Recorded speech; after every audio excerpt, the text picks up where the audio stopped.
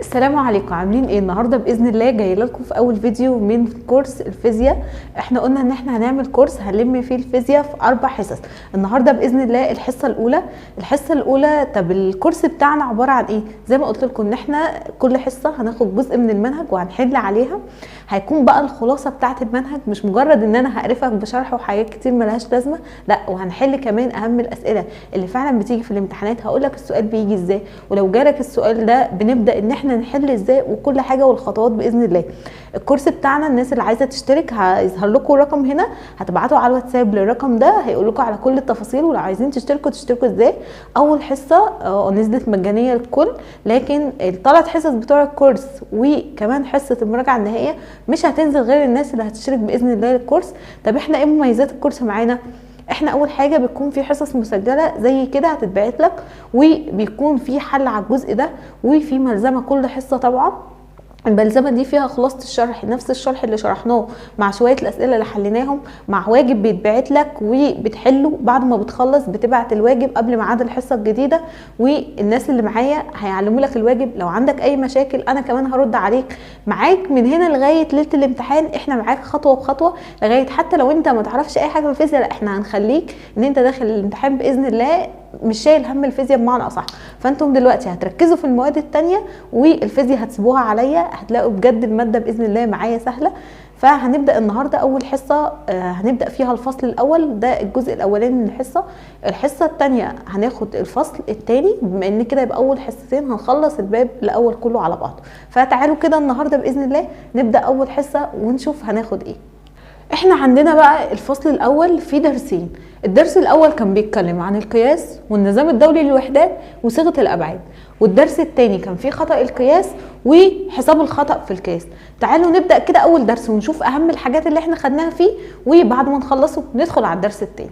انا مش عايزه منكم طول فتره الكورس او طول فتره الحصص بتاعتنا غير حاجه واحده. طول ما انا بشرح ان انا هبدا اكتب كده الخلاصه بتاعه الشرح، وهبدا اشرح لك الخلاصه بتاعه الشرح، وانت واحده واحده معايا كده اللي بتفهمه او القوانين اللي انا بكتبها تعمل ملخص لنفسك.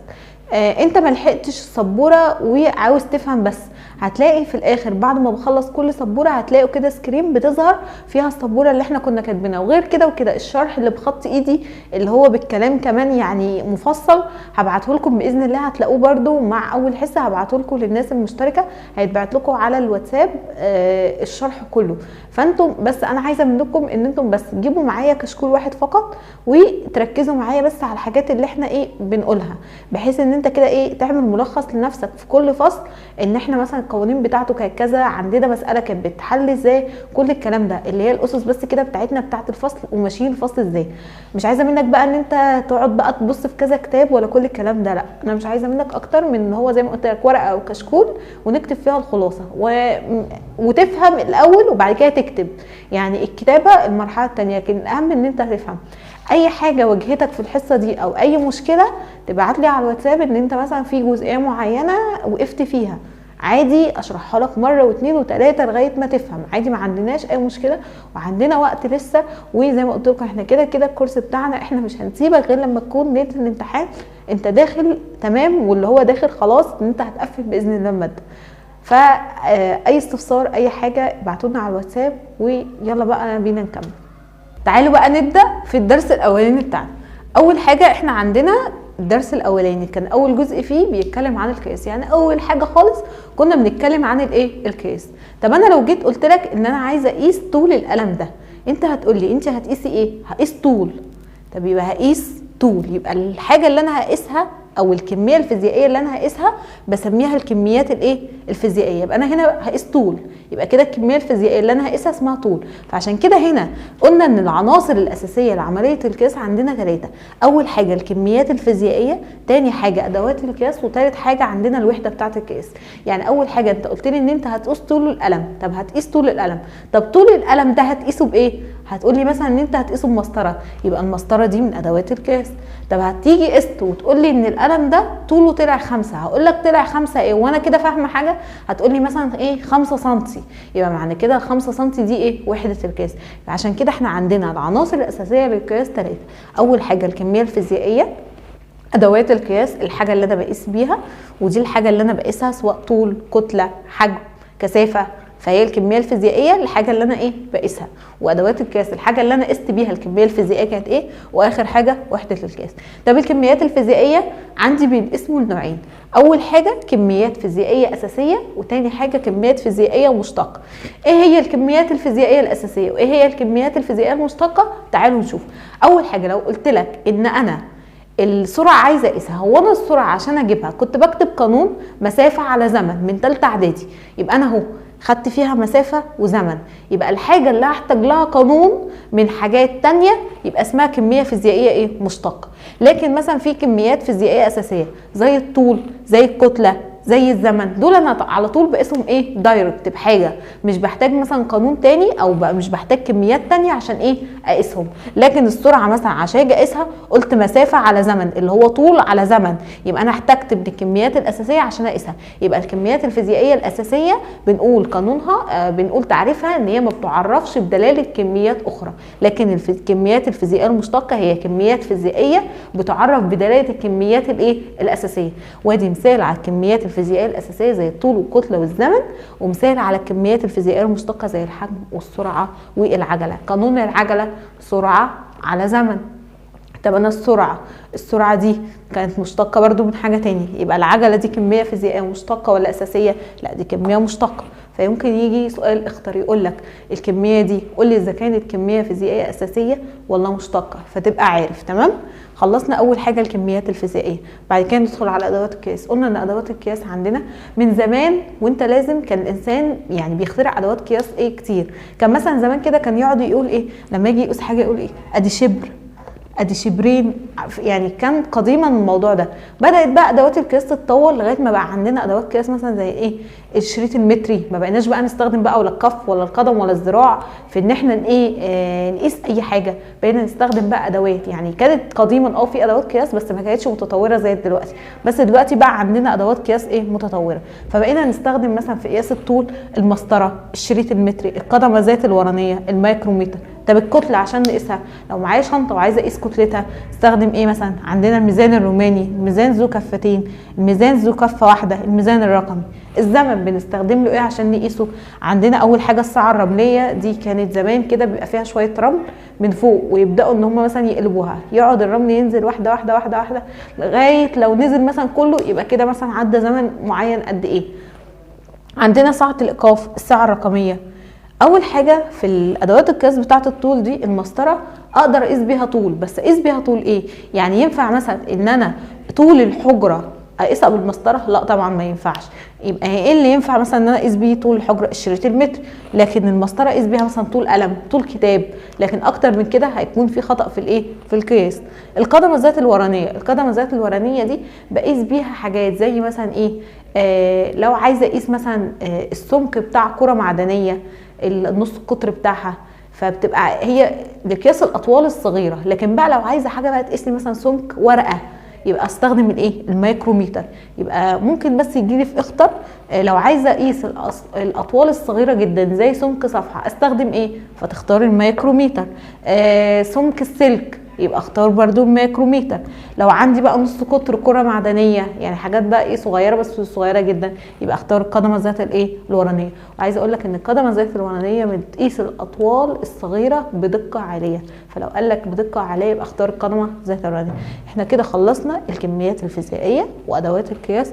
نيجي ندخل على وحدات القياس.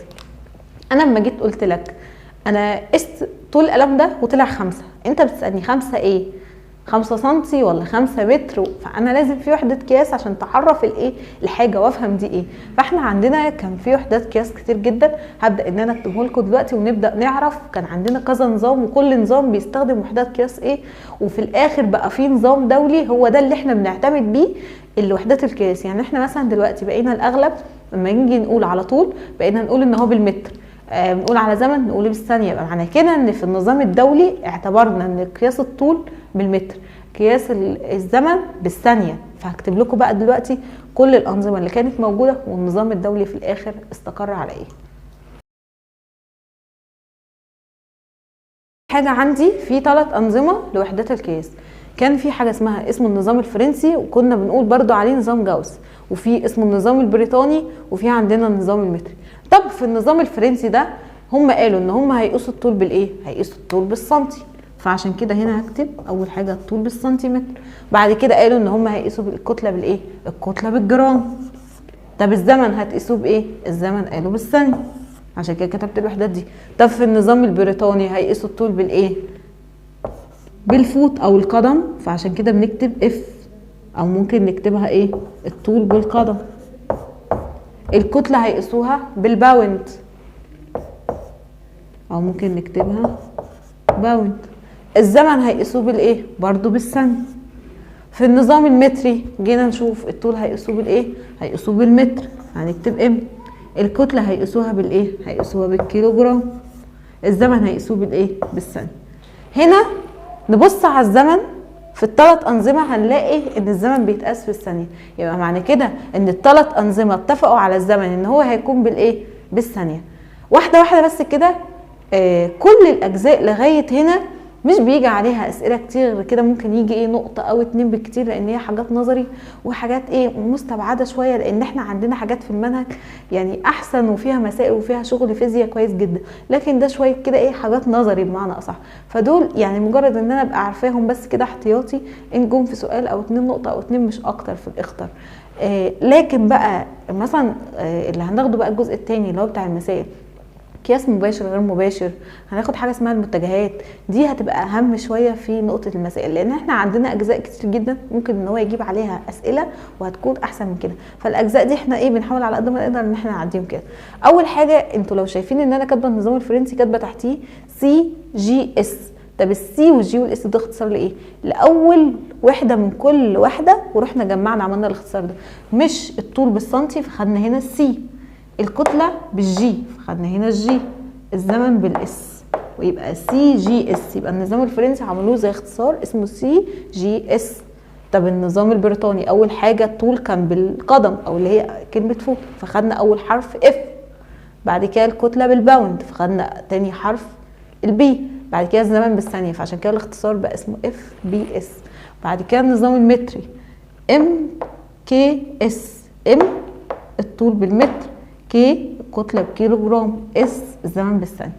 طب هو احنا قلنا بقى، هو احنا كل ما هنيجي ان انت تقيس حاجه وفي حد هيقيس لي الطول بالسنتي وفي حد هيقيس لي الطول بالقدم وفي حد هيقيس لي الطول بالمتر، احنا لازم نتفق على حاجه نشتغل بيها كلنا وتبقى حاجه دوليه. فراحوا عملوا النظام الدولي للايه؟ للوحدات. النظام الدولي للوحدات بقى ده اللي احنا فعلا بنشتغل بيه. عشان كده بنعمل دايما الطول بالمتر، الكتله بالكيلوجرام، الزمن بالثانيه، شدة التيار الكهربي بالامبير، درجة الحرارة المطلقة بالكلفن، كمية المادة بالمول، دي اللي انتوا بتستخدموها في الايه؟ في الكيمياء، شدة الإضاءة بالكانديلا، الزاوية المسطحة راديان، الزاوية المجسمة ستراديان. يبقى احنا دي النظام الدولي للوحدات. لما يقول لك بقى في اختار كده في النظام الدولي للوحدات يقاس الطول بالايه؟ او بالمتر، يقاس الزاويه المجسمه بالايه؟ بالاستراديان، الزاويه المسطحه بالراديان، واختصار كل واحده فيهم اهي موجوده. تمام؟ كل ده بقى ده الوحدات القياس باختصار كده، وكل حاجه موجوده في الكتاب هو ده اللي كان عليكم في وحدات القياس. تعالوا بقى ندخل على حاجه تانية وهي اسمها الصيغه المعياريه.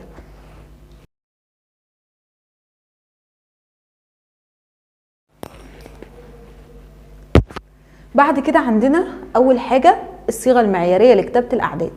يعني ايه الصيغه المعياريه لكتابه الاعداد؟ بصوا، يعني احنا عندنا مثلا في الفيزياء بيكون في ارقام كبيره جدا، زي مثلا المسافه ما بين الارض وكوكب تاني. فالمسافه الكبيره دي احنا اصلا يعني في كل شغلنا يا اما مسافات مثلا بتكون كبيره يا اما حاجات صغيره جدا، زي مثلا ايه؟ المسافه ما بين الذرات في الجزيئات. فعندنا يا اما رقم كبير جدا يا اما رقم صغير جدا. هقعد مثلا رقم زي ده مليون مثلا قدامه اهو 6 صفار، كل ما اكتبه اقعد اكتبه بصفاره كده؟ لا، انا عايزه صيغه اكتبها بيها يبقى كده الرقم صغير. فكده ده 1 وجنبه 6 صفار. لما احوله للصيغه المعياريه يعني 10 اس كذا، ده اعمله 10 اس كام؟ هو اول حاجه ده كام؟ 1. والرقم ده اكبر من 1 ولا اقل من 1؟ لا طبعا اكبر من 1. يبقى احط 10 اس كام؟ عد عدد الاصفار 1 2 3 4 5 6، يبقى احط 10 اس ايه 6. لو الرقم بقى بتاعي اقل من الواحد، يعني صغير جدا زي مثلا ده، الرقم ده اقل من الواحد، يبقى اكيد 10 اس، الاس هيكون ايه سالب، بس اس كام معرفش. اول حاجه احط الواحد. هو انا الواحد ده هنقله قد ايه؟ اعد 1 2 3 4 5، يعني هنا بعد الرقم من ساعه اللي انا نقلته وكمان الاصفار، يبقى انا عديت 1 2 3 4 5، يبقى 1 في 10 اس كام؟ سالب 5. هي دي الصيغه المعياريه لكتابه الايه الاعداد. ان يعني انا باختصار عندي ارقام ساعات بتكون كبيره جدا وارقام صغيره جدا وبكتبها على الصيغه دي. طب تعالوا نكتب الرقم ده عشان لو مش عارفين تاني.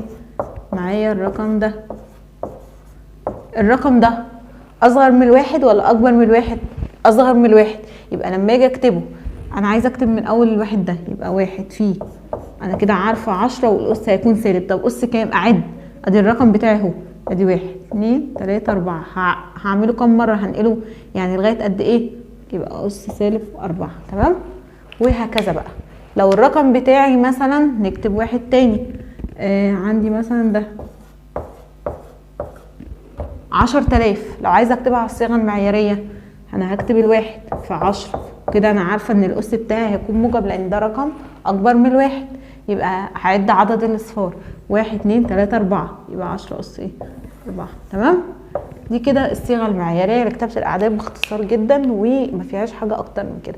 بعد كده عندي الوحدات المعياريه. يا جماعه لو انا سالتكم سؤال، هو احنا من الاول لما انت بتروح مثلا تيجي عند الفكهاني او اي حد عنده مثلا ميزان اللي هو ايه بتاع بيقيس بيه الكتله ده، وجيت بيحط مثلا كده جزء ويقول لك الجزء ده كيلو جرام، هو احنا عرفنا منين ان ده كيلو جرام؟ يعني ليه هو ده الكيلو جرام على بعضه؟ ليه ما يبقاش اكتر من كده او ما يبقاش اقل من كده؟ هما من زمان اتفقوا ان مثلا الكتله دي هي على بعضها كيلو جرام، وهي دي اللي هنعاير بيها. فعشان كده بقى عندنا حاجه اسمها الوحدات المعياريه. اللي مثلا المتر، هو ليه المتر جزء مثلا على بعضه اللي احنا بنشوفه ده، ليه مش حته اكبر او حته اصغر؟ هم اتفقوا على كده. عشان كده عندنا حاجه اسمها الوحدات الايه المعياريه، هي دي المعيار بتاعنا بمعنى اصح. عندنا معيار الطول اللي هو المتر العياري، ومعيار الكتله اللي هو الكيلو جرام العياري، ومعيار الزمن اللي هو الثانيه. المعيار بتاع الطول والمعيار بتاع الكتله صنعوهم من سبيكه، اللي هم موجودين يعني الاساسيين اللي احنا بنعمل معيار عليهم او بنعير عليهم، اسمهم ايه؟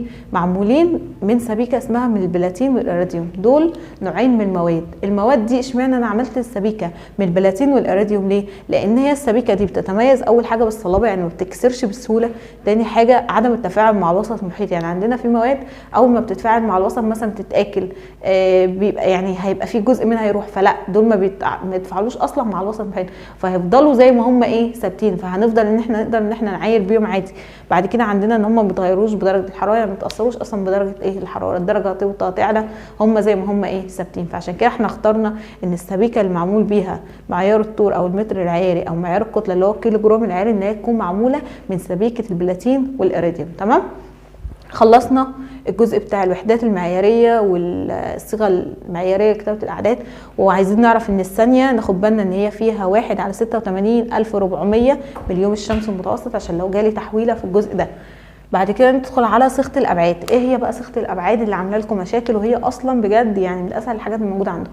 بصوا يا جماعه، صيغه الابعاد بسهوله قال لي ان هي ايه؟ تعريف محدد لكل كميه فيزيائيه بدلاله الكميات الفيزيائيه الاساسيه. بمعنى قال لي لو انت في اي حاجه فيها كتلة هتشيلها وتحط ام، حاجة فيها طول هتشيله وتحط ال، حاجة ان هو زمن هتشيله وتحط تي.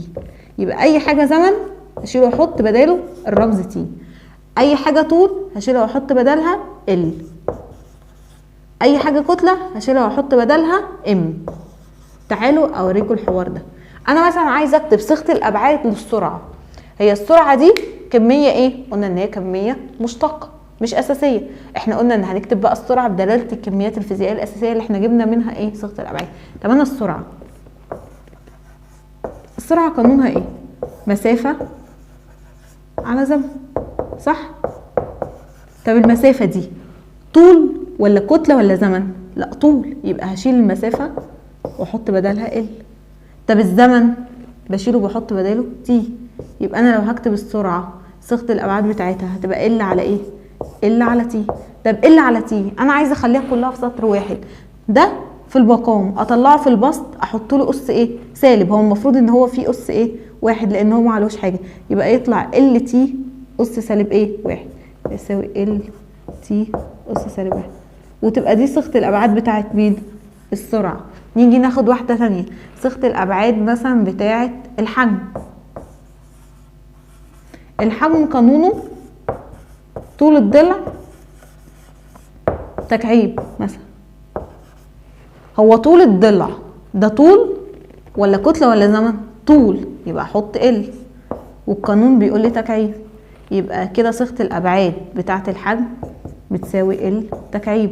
وممكن اكتبها على صيغه تانية، اكتب ام 0 ال تكعيب تي 0. مش يا جماعه اي حاجه اس 0 هي اصلا بواحد، فتبقى في النهايه دي بواحد ودي بواحد، يبقى برضو اللي هيتبقى لي ال تكعيب. دي صيغه ودي صيغه لو انا عايزه اكتبها ايه كلها على بعضها. يبقى دي باختصار صيغه الابعاد. طب عندي كده بقى شويه ملاحظات في صيغه الابعاد. وصيغه الابعاد طب بنستخدمها في ايه؟ في ان انا اثبت صحه القوانين. يعني انا مثلا هنا السرعه، هو انا لما اثبتت القانون وانا عارفه معادله ابعادها ان هي ال تي سالب واحد، لما كتبت القانون وجبت معادله ابعادها برده من القانون ال تي سالب واحد، يبقى هنا الطرفين هيساووا ايه؟ بعض. يبقى انا في صيغه الابعاد ممكن من خلالها ان انا اثبت مدى صحه اي قانون. يعني مثلا يديني مثلا طرفين يعني تانيين، يقول لي مثلا ده هنا ال تي سالب 2، وده قانون العجله اللي هو مثلا سرعه على زمن. تعالوا نشوف ان القانون ده فعلا صح ولا غلط. تعالوا كده نمسح ونشوف.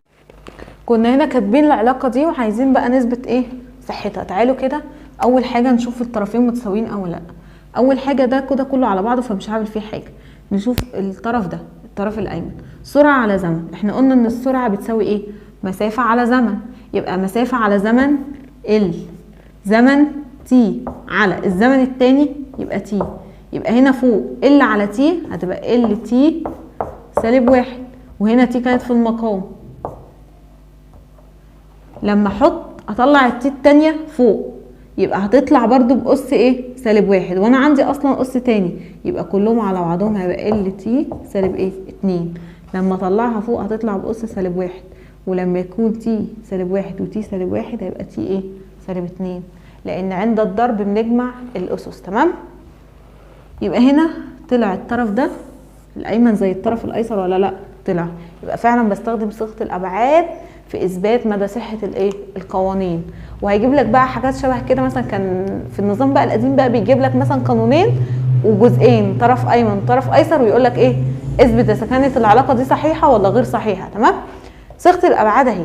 عندنا بقى كده شويه ملحوظات في صيغه الابعاد. صيغه الابعاد ما ينفعش ان انا اطرح او اجمع كميتين ما يكونوش من نفس النوع او نفس المقدار. يعني مثلا تديني 7 متر و5 كيلو جرام، ده طول وده كتله، ينفع ان انت تجمعهم او تطرحهم؟ لا. صيغه الابعاد الجمع والطرح بتاعها ما بيبقاش زي الجمع والطرح العادي. ما ينفعش ان انا اجمعهم غير لما قلت لك يكونوا في نفس المقدار. يعني مثلا لو قال لك اجمع ال تي سالب واحد زائد ال تي سالب واحد، الاتنين من نفس النوع؟ من نفس النوع، يمكن جمعهم، بس في وقت الجمع انت لو هتجمع عادي تقول لي دي جنبها واحد ودي جنبها واحد يبقى هتساوي 2 ال تي سالب واحد. لكن لا، غلط. الجمع بتاع الاتنين دول هي واحده منهم، هيساوي ال تي سالب واحد عادي. تمام؟ يبقى الجمع بتاعهم هي واحده ايه منهم، ولازم يكونوا الاتنين زي بعض اصلا عشان ينفع اجمع. لو الاتنين مش زي بعض في معادله الابعاد انا مش هينفع اجمع. طب تعالوا نطرح ال تي سالب واحد ناقص ال تي سالب واحد، نفس اللي فوق بس العلامه طرح. لو في الطبيعي انت بتطرح هتقولي الاتنين زي بعض هيساوي الطرح ايه؟ 0. لكن لا، برضو غلط. الطرح بتاعهم واحده منهم ال تي سالب واحد. تمام؟ يبقى الجمع والطرح ما ينفعش ان انا اجمع واطرح في صيغه الابعاد الا لما يكون الكميتين زي بعض نفس معادله الابعاد، وبيكون الجمع هي ايه؟ واحده منهم. تمام؟ الضرب والقسمه لا، الضرب والقسمه عادي ممكن ان انا اضربهم واقسمهم. يعني مثلا لو جيت اضرب هنا ال تي سالب واحد في ام مثلا، يبقى هزود عليهم ام، يبقى ام في ال تي سالب واحد. طب لو هضرب ال تي سالب واحد في ام ال سالب واحد. اول حاجه الام في حد اضربها فيها؟ لا، هتبقى الام لوحدها. ال في هنا سالب واحد ودي عليها واحد. واحد وسالب واحد لما اجمعهم هيديني صفر. اي حاجه اس صفر بواحد، يبقى هكتب هنا ال يا اما اس صفر يا اما ما اكتبهاش. وبعد كده تي سالب واحد في حاجه الناحيه التانيه اضربها فيها؟ لا، يبقى هتبقى تي سالب واحد.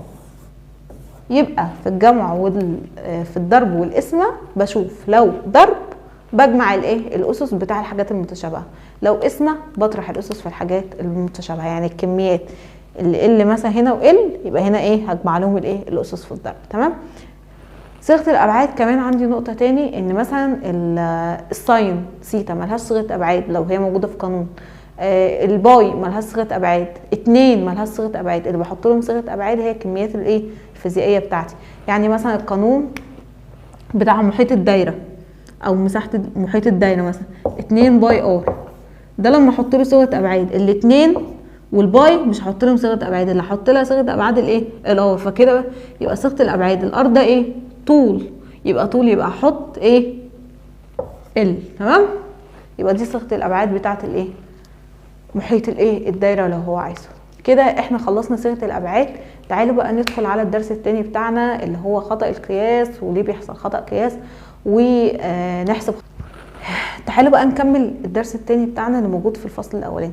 اول حاجه عندنا خطأ القياس وانواع القياس وازاي نحسب نسبه الخطأ في القياس.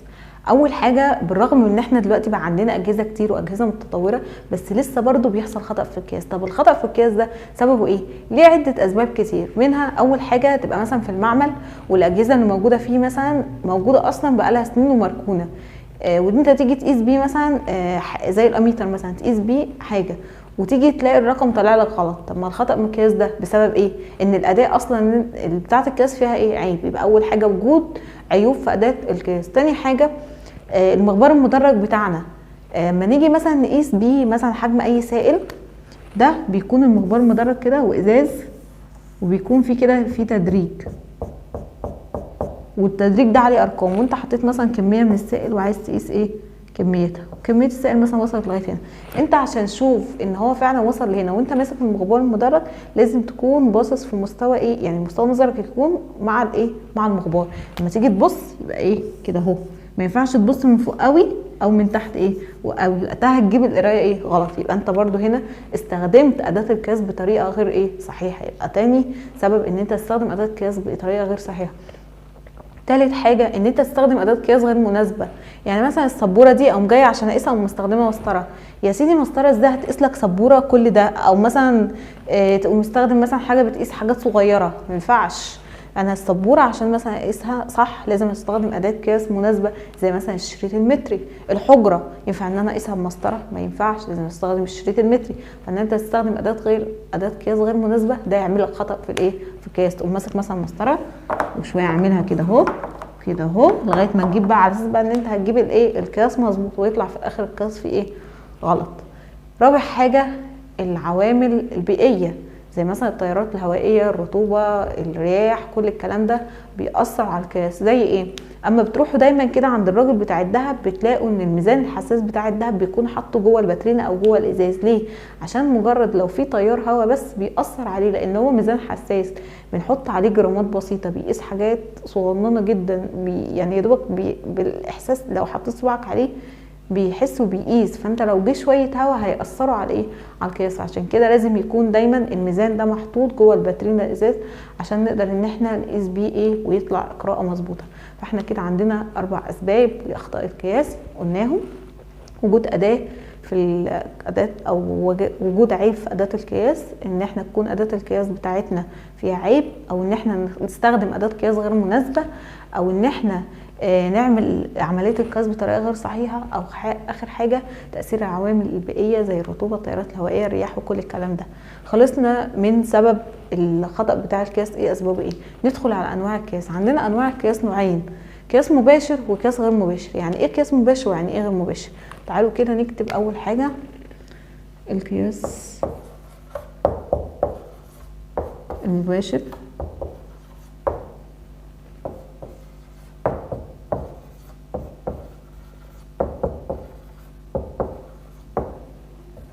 بص يا سيدي، انا لو قلت لك ان انا عشان اقيس كثافه سائل عندي طريقتين. اول طريقه ان انا اجيب جهاز اسمه الهيدروميتر، مجرد ان انت بس هتحط فيه على طول السائل هو هيجيب لك كثافته.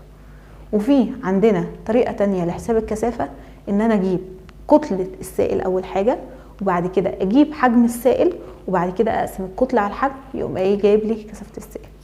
تعالوا كده نبص على اول طريقه. قلت لي ان انت هتجيبي جهاز اسمه الهيدروميتر وهو على طول هيقيس لك الكثافه. انا في الطريقه الاولى دي عملت كام عمليه؟ هي عمليه واحده. طب في الطريقه الثانيه الاول جبت الكتله، بعد كده جبت الحجم، بعد كده قسمت الاثنين على بعض عشان اجيب الكثافه. عملت اكتر من عمليه ولا ما عملتش؟ عملت اكتر من عمليه.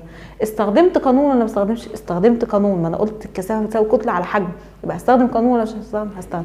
يبقى الطريقه اللي انا بستخدم فيها او الطريقه اللي بيتم فيها خطوه واحده هي اسمها قياس ايه؟ مباشر، زي ان انا اقيس الكثافه باستخدام الهيدروميتر. طب الطريقه اللي انا استخدمت فيها القانون وكان فيها اكتر من عمليه اسمها قياس غير ايه؟ مباشر. يبقى القياس المباشر بيتم على عمليه واحده. القياس الغير مباشر بيتم على عمليه واحده؟ لا، على اكتر من عمليه. القياس المباشر بيستخدم فيه قانون؟ لا، ما بيتمش التعويض في قانون. القياس الغير مباشر بيتم التعويض في ايه؟ قانون. طب القياس المباشر انت عملت عمليه واحده، فلو هيحصل خطا هيحصل خطا ايه؟ واحد. فعشان كده هنا بيكون في خطا واحد في القياس. في القياس الغير مباشر انت عملت كذا عمليه، وانت بتجيب الكتله وانت بتجيب الحجم وانت بتجيب الكتله هيبقى عندك خطا، لان ممكن يكون ميزان في حاجه، وانت بتجيب الحجم هيبقى عندك خطا، وانت بتقسم الاثنين الاله كانت بايظه فيها خطا ثالث، ادي كده عندك كام خطا؟ 3 اخطاء. فعشان كده بنقول في القياس المباشر بيحصل حاجه اسمها تراكم الاخطاء. يبقى احنا عندنا ده الفرق ما بين القياس المباشر، قياس بيتم على خطوه واحده او عمليه واحده، والقياس الغير مباشر ده بيتم على اكتر من عمليه. طب الخطا في القياس بحسبه ازاي؟ عندي حاجتين، هنمسح ده ونشتغل. اول حاجه عرفنا الفرق ما بين القياس المباشر والغير مباشر وفرقنا ما بينهم، وعرفنا ان في خطا في القياس بيحصل. طب الخطا في القياس ده بجيبه ازاي؟ او بجيب الرقم اللي هو انا يعني عايزه اعرف النسبه اللي انا غلطت فيها قد ايه، او الخطا اللي حصل ده كان بقد ايه، هجيبه ازاي؟ قال لي عندي حاجتين بجيبهم عشان اجيب الخطا القياس. اول حاجه اسمها الخطا المطلق وبرمز لها برمز دلتا اكس، علامه كده شبه المثلث وجنبها اكس، وحاجه اسمها الخطا النسبي وبرمز لها بالرمز ار. طب الخطا المطلق او الدلتا اكس دي بجيبها ازاي؟ بصوا يا جماعه، لو انا قلت لك ان طول القلم الحقيقي ده 10 سم، وجي حد راح واخده وقاسه راح طلعه 9.5، يبقى الخطا في القياس هتقول لي كام؟ هتقول لي نص. طب عملت ايه؟ طرحت القيمه الحقيقيه ناقص القيمه المقاسه. طب اهو، يبقى الخطا المطلق هطرح القيمه الحقيقيه اللي برمز لها باكس دوت او اكس نوت ناقص القيمه المقاسه اللي هي اكس.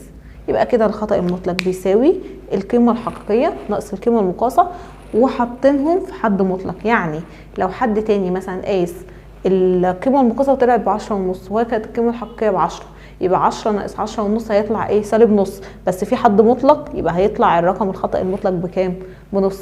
طب بعديها بجيب الخطا النسبي. ايه هو الخطا النسبي؟ الخطا النسبي قال لي ان هو قانونه دلتا اكس على اكس نوت او اكس دوت، يعني نسبه الخطا بتاعت المطلق، الخطا المطلق على القيمه الايه؟ الحقيقيه.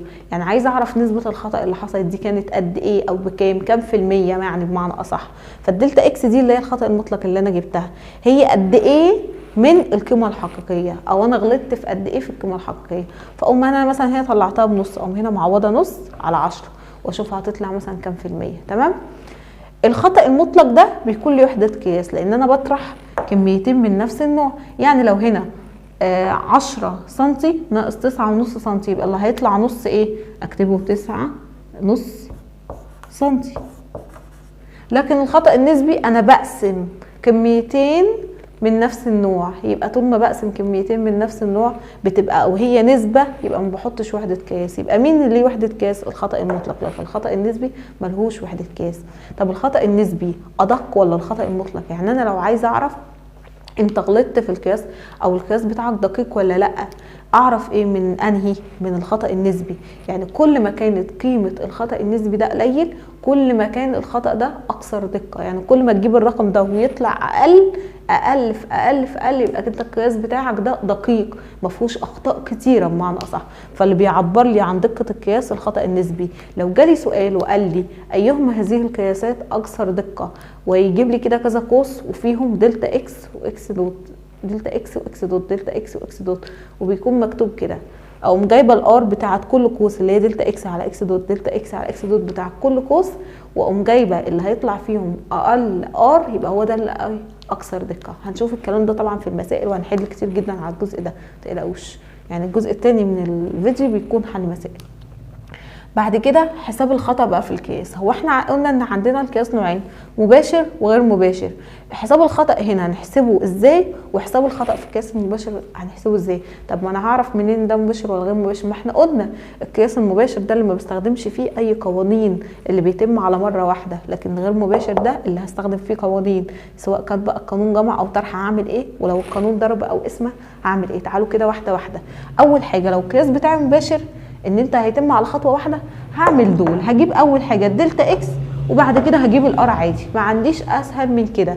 يعني لو قياس مباشر قلت مثلا ان احنا عيننا الكثافه باستخدام الهيدروميتر وطلعت مثلا، هكتب لك قوس كذا وكذا، فانت هتجيب طلعت مثلا 50 بينما كانت الكثافه الحقيقيه مثلا 55، فانت هتجيب الخطوات من الخطوات دي. يبقى اجيب اول حاجه لو قياس مباشر، هجيب اول حاجه الدلتا اكس بتساوي الاكس دوت ناقص الاكس اللي هي القيمه المقاسه، وبعد كده بجيب الار اللي هي خطأ النسبي اللي هي بتساوي دلتا اكس على اكس دوت. تمام. لو القياس بتاعي بقى غير مباشر، عندي حالتين. انا قلت القياس الغير مباشر اللي هو بيكون فيه قوانين، ممكن يكون القانون جمع او طرح، وممكن يكون القانون فيه ضرب او قسمه. الجمع او الطرح اللي بعمل فيهم الحاجه واحده، والضرب او القسمه برضو بعمل فيهم الحاجه واحده. لو جمع او طرح هعمل ايه؟ لو جمع او طرح بجيب برضو الدلتا اكس اول حاجه، يعني هجيب الاول الدلتا اكس، ولازم اجيب الدلتا اكس الاول، ده ترتيب. يعني هنا برضو بجيب الدلتا اكس الاول بعد كده الار. ليه؟ لان انا هحتاجها اصلا في الار، لان الار بتساوي دلتا اكس على اكس دوت. فينفع ان انا اجيب الار الاول؟ لا مش هينفع، هيبقى معايا دي بس ودي مجهوله ودي مجهوله، يبقى استهز هجيب حاجه وانا عندي مجهولين، لا. فعشان كده اجيب الدلتا اكس الاول بعد كده الار. في القياس الغير مباشر برضو هجيب الدلتا اكس الاول لو هو جمع او طرح. طب الدلتا اكس انا هنا عندي جمع او طرح هيكونوا كميتين مثلا، فبقى عندي هنا كميتين، يبقى هنا هيكون في الدلتا اكس هيكون هنا في اكس دوت واحد ناقص اكس واحد زائد اكس دوت اتنين ناقص اكس اتنين. الاول هجمع الاخطاء المطلقه وهنعرف برضو كل ده مثال عليه. طب وبعد ما اجمع الاخطاء المطلقه هجيب الار اللي هي الخطأ النسبي. الخطأ النسبي قانونه ايه؟ دلتا اكس على اكس دوت. طب هنا وقتها الاكس دوت هتقولي لي اخد دي ولا دي؟ على حسب القانون بتاعي. لو القانون بتاعي جمع هجمع دول، لو القانون بتاعي طرح هطرح دول، وتبقى دي الاكس ايه؟ الاكس دوت بتاعتي اللي موجوده في الخطأ ايه؟ النسبي. نقول تاني، لو القانون بتاعي جمع او طرح، اول حاجه بجيب الدلتا اكس واجمع الاخطاء المطلقه. يعني هنا بيكون مثلا جايب الطول وجايب مثلا، يعني مثلا عندي مثلا عايزه اجيب مثلا طول حاجه وبعد كده جبت العرض بتاعها، والمفروض مثلا ان انا هجمع الاثنين. يبقى هجيب اول حاجه الخطأ المطلق بتاع الطول اللي حصل فيه الخطأ قد ايه. يعني كان مثلا القيمه الحقيقيه للطول كام وانا جبته بكام، والعرض انا جبت القيمه الحقيقيه بتاعه العرض بكام، و اللي جبته بكام، يعني حسب بقى ده طول ولا عرض. ماشي. المهم ان انا بيكون عندي ايه؟ زي ما قلت لكم الكون العمليه جمع او طرح. بعد ما بجيب الدلتا اكس واجمع الاخطاء المطلقه، اجمع الاخطاء المطلقه بقت عندي الدلتا اكس على بعضها، اقوم جايبه الخطأ النسبي اللي هو اسمه الار، بقسم دلتا اكس اللي طلعتني من القانون ده على اكس دوت. طب الاكس دوت او الاكس نوت دي اجيبها منين؟ على حسب القانون بتاعي. لو القانون بتاعي جمع هجمع الاثنين دول، لو القانون بتاعي طرح هطرح الاثنين دول. تمام، اللي هو القيمه الايه؟ الحقيقيه. بعد كده عندي لو ضرب او قسمه. لو ضرب او قسمه اول حاجه بجيبها الار، اول حاجه بجيبها الار، والار هنا هيكون عندي كميتين. يعني مثلا عندي لو ضرب او قسمه زي مثلا الكثافه بتساوي قلنا الكتله على الحجم، انا هيكون عندي خطأ في حساب الكتله وعندي خطأ في حساب الحجم. يبقى الار هتساوي دلتا اكس على اكس دوت. هحط دلتا اكس واحده واكس دوت واحده، لا هخلي دي واحد ودي واحد، زائد دلتا اكس 2 على اكس دوت 2 او اكس دوت 2، واجمع الاخطاء النسبيه بتاعه الكتله مثلا وبتاعه الحجم. وبعد ما اجيب الار، وخلي بالك انت هنا اصلا في ده في قانون ضرب او قسمه هيكون انت مديك الدلتا اكس كده في قوس. يعني انا اصلا عمليه القياس بعد ما بتتم بعبر عنها بقوس. القوس ده بقول مثلا ايه؟ يعني انا لو قست مثلا طول القلم ولقيت مثلا ان القيمه الحقيقيه بتاعته 10 والخطا اللي حصل في الخطا المطلق في حساب طول القلم مثلا طلع نص، فلما اجي اقول طول القلم ال يعني الطول بتاعه في الاخر هقول 10 زائد او ناقص نص، وهنا مثلا كان بالسنتي. يبقى اول حاجه في القوس هنا دي كانت بتعبر لي على ايه؟ على القيمه الحقيقيه بتاعه طول القلم، يعني دي الاكس ايه دوت. والحاجه الثانيه اللي في القوس دي اسمها الدلتا اكس او نسبه الخطا المطلق في حساب الايه؟ طول القلم. تمام؟ فهنا في السؤال ده هيجيب لك كده قبل، يعني هيجيب لك مثلا الطول بالشكل ده، او كثافه مثلا بالشكل ده، او الحجم مثلا بالشكل ده، او الكتله مثلا كتله وحجم، هيجيبهم لك الاثنين على نفس الشكل ده، ويكون الرقم الاولاني ده الاكس دوت والرقم الثاني ده الدلتا اكس. الكلام ده هنفهمه في المسائل لما نطبق. تمام؟ يبقى احنا قلنا لو القانون بتاعي ضرب او اسم، اول حاجه بجيب الار اللي هي الخطا النسبي، بجمع الاخطاء النسبيه، ما بطرحهمش. وهنا برده كنت بجمع الاخطاء المطلقه. لو ضرب او اسم جبت اول حاجه الار، بعد كده هجيب الدلتا اكس. ما هو الحاجتين اللي بجيبهم دول باختلاف بقى على حسب القانون بتاعي ايه وباختلاف الترتيب. الدلتا اكس، طب انا هنا كانت الار بتساوي دلتا اكس على اكس دوت. لو عايزه اجيب الدلتا اكس يبقى اضرب ار في اكس ايه دوت، يبقى ار في اكس دوت. تعالوا بقى نطبق سؤال على موضوع الضرب او اسم ده عشان افهمكم الدنيا هتمشي ازاي. السؤال اللي احنا حاطينه ده ونقراه كده واحده واحده ونطلع الحاجات اللي معانا. اول حاجه بيقول لي جسم كتلته 4.5 زائد او ناقص 1/10 وقافل القوس، حاطط كيلو جرام، بيتحرك بسرعه 20 زائد او ناقص 1 متر لكل ثانيه. احسب الخطا النسبي والخطا المطلق في قياس كميه التحرك الجسم اللي هي البي ال، علما بان كميه التحرك اللي هو قانونها بتساوي الكتله في السرعه. اول حاجه نحدد القياس بتاعنا ده قياس مباشر ولا غير مباشر. هنا في قانون ولا مفيش؟ بستخدم قانون، يبقى قياس غير مباشر وش.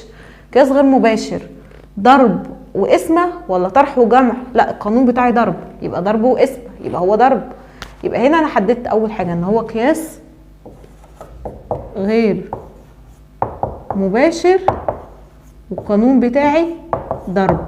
طب القانون بتاعي ضرب، يبقى اول حاجه انا بحتاج اجيبها لما القانون بتاعي بيكون ضرب هي الايه؟ الار اللي هي الخطا النسبي. طب انا قلت ان اول حاجه بجمع الاخطاء المطلقه اللي هو قانونها ايه؟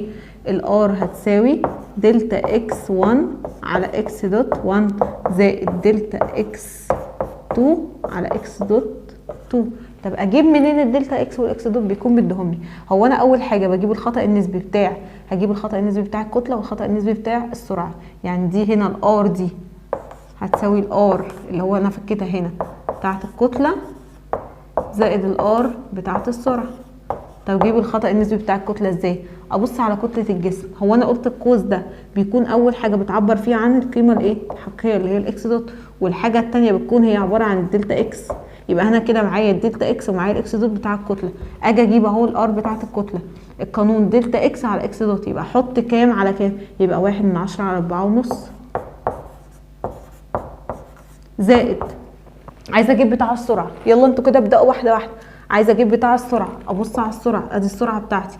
قلت الكميه الاولى بتكون هي الاكس دوت القيمه الحقيقيه بتاعت السرعه، والرقم الثاني بيكون دلتا اكس في حساب السرعه او الخطا المطلق بتاع حساب السرعه، او الخطا اللي حصل لما جيت الخطا المطلق لما جيت حسبت السرعه. يبقى هنا الار بتاعت السرعه او الخطا النسبي بتاع السرعه احط ايه على ايه؟ يبقى 1 على 20 دلتا اكس على اكس دوت، يبقى 1 على 20. يبقى كده الار توتال هتساوي 1/10 على 4.5 زائد 1 على 20. هعمل العمليه دي طلع معايا 13 على 180، فسبتها كسر عشان لو عملتها اس دي وخدتها ارقام عشان هلاقي ارقام كتير، فسبتها كسر عشان لما اجي اجيب الدلتا اكس. طب انا عايزه اجيب الدلتا اكس، قانون الدلتا اكس ايه؟ هو انا كنت اصلا المفروض لما يكون القانون بتاعي قياس غير مباشر وضرب بجيب اول حاجه اجمع الاخطاء النسبيه وبعد كده بجيب الدلتا اكس.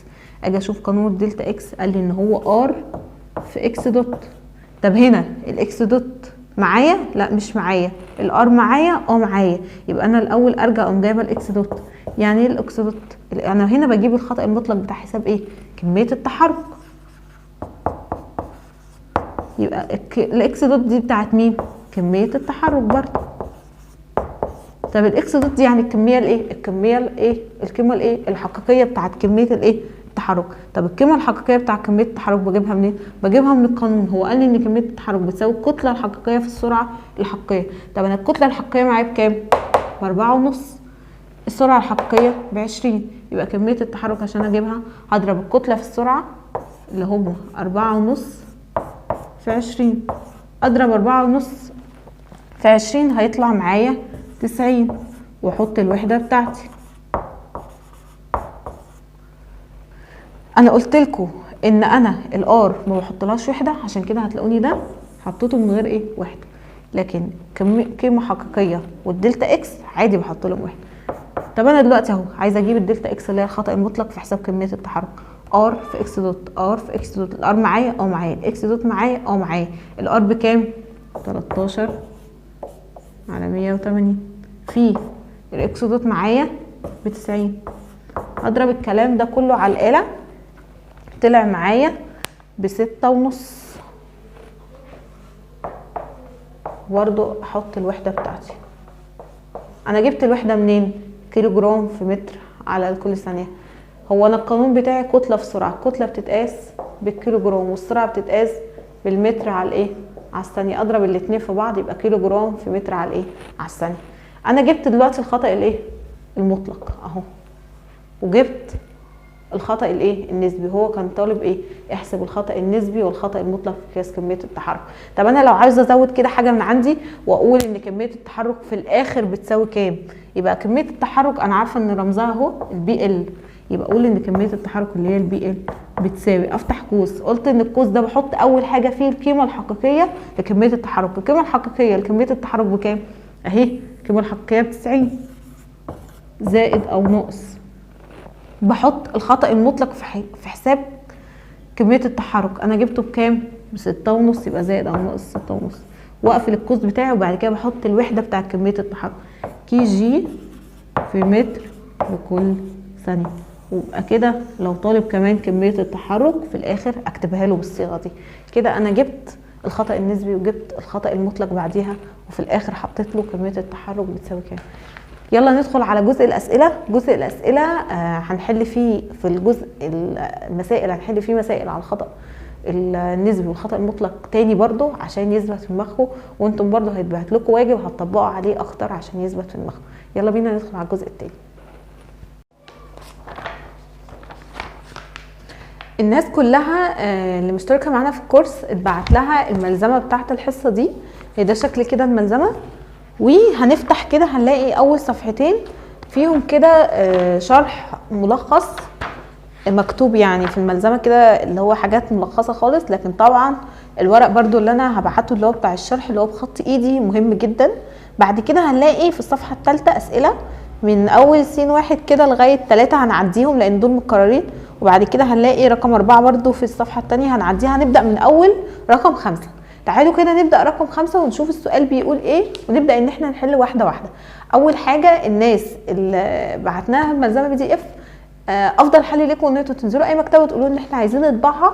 الورقة اللي هي الA3 هيطبعها لك بنفس الشكل اللي معايا ده، اللي هو شبه الملزمة كده بالظبط، وهيدبسها لك ومش هتاخد يعني الملزمة كلها ب5 جنيه مش اكتر.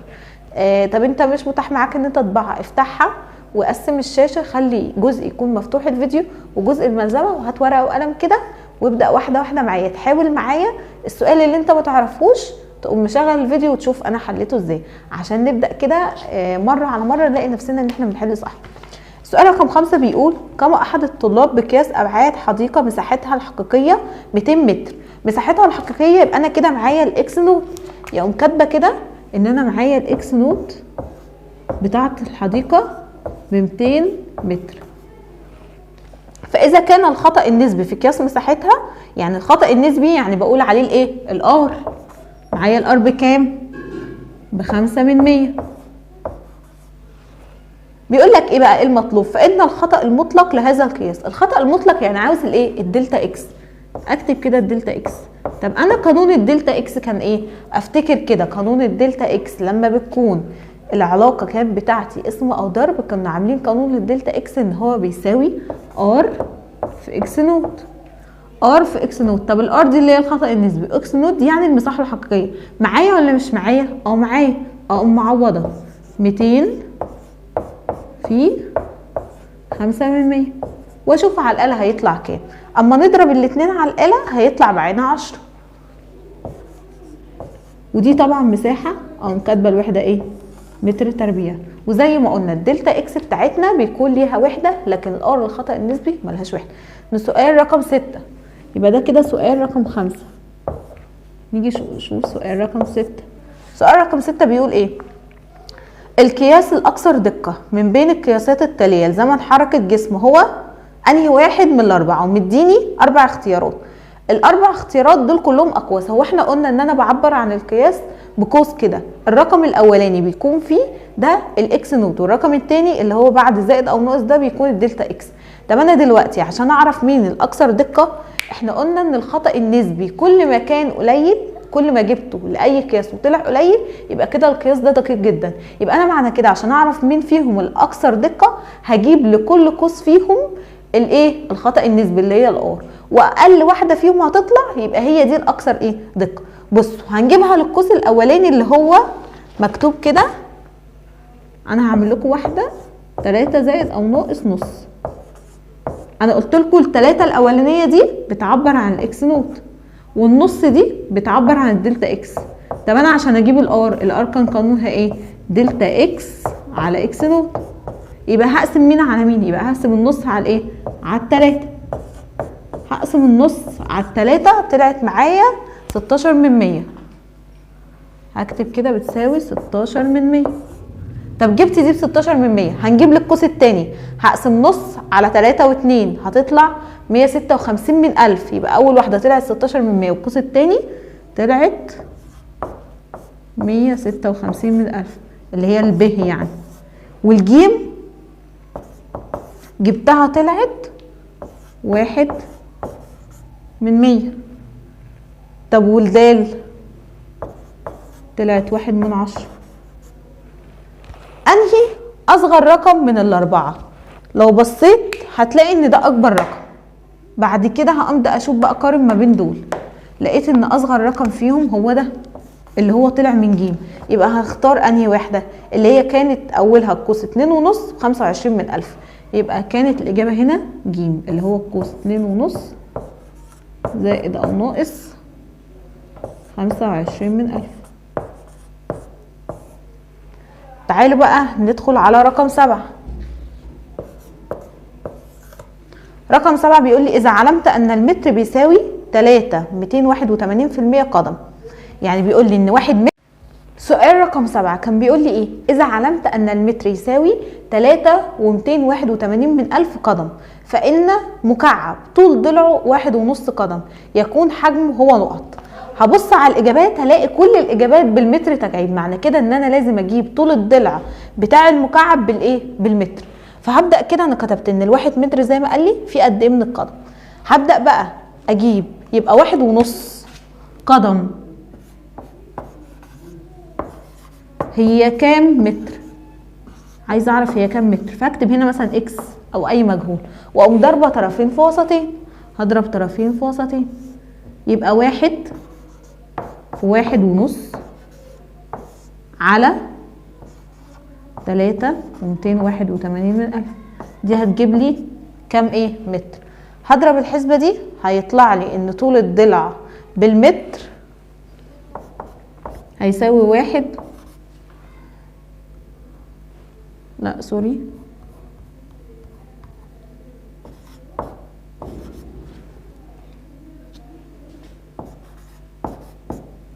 طلع كده بالظبط 457/1000. تمام. يبقى كده طول الضلع بالمتر بعد ما عملنا العمليه الحسابيه دي على الاله طلع 457/1000. طب انا دلوقتي هو انا عايزه الحجم ولا عايزه طول الضلع؟ لا انا عايزه الحجم. يبقى الخطوه بعد ما جبت طول الضلع بالمتر ان انا اجيب الحجم. هو الحجم هيساوي الايه؟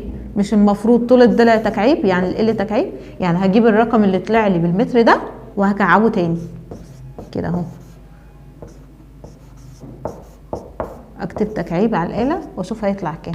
لو عملتوه على الآلة هيطلع بالظبط كده اهو 96/1000. طب 96/1000 هو كاتبها في الإجابات. هبص على الإجابات كده هلاقيها لا، عاملها على الصيغة اللي هي الايه؟ مرفوع لأس ايه 10. فانا لو عايزه اعملها مرفوع لأس 10 وعايزه اعملها 6 9 و6 من 10، يبقى هرحل كده كام؟ هقول في 10 أس سالب 2 لان التسعة اهي المفروض يبقى انا هعد من اول ما خدت التسعة، يبقى في رقمين اهو، فعشان كده اقوم كاتبه في 10 أس سالب 2. هقول السؤال تاني، السؤال رقم 7 كان بيقول لي اذا علمت ان المتر بيساوي 3.281 من 1000 قدم فإن مكعب طول ضلع 1.5 قدم هيكون حجمه قد ايه؟ وابص على الاجابات لقيتها بالمتر تكعيب، يبقى معنى كده ان انا لازم اجيب الاول طول الضلع بالمتر وبعد كده اقوم جايبه الحجم. طب وانا طول الضلع معايا بالقدم احوله ازاي من قدم لمتر؟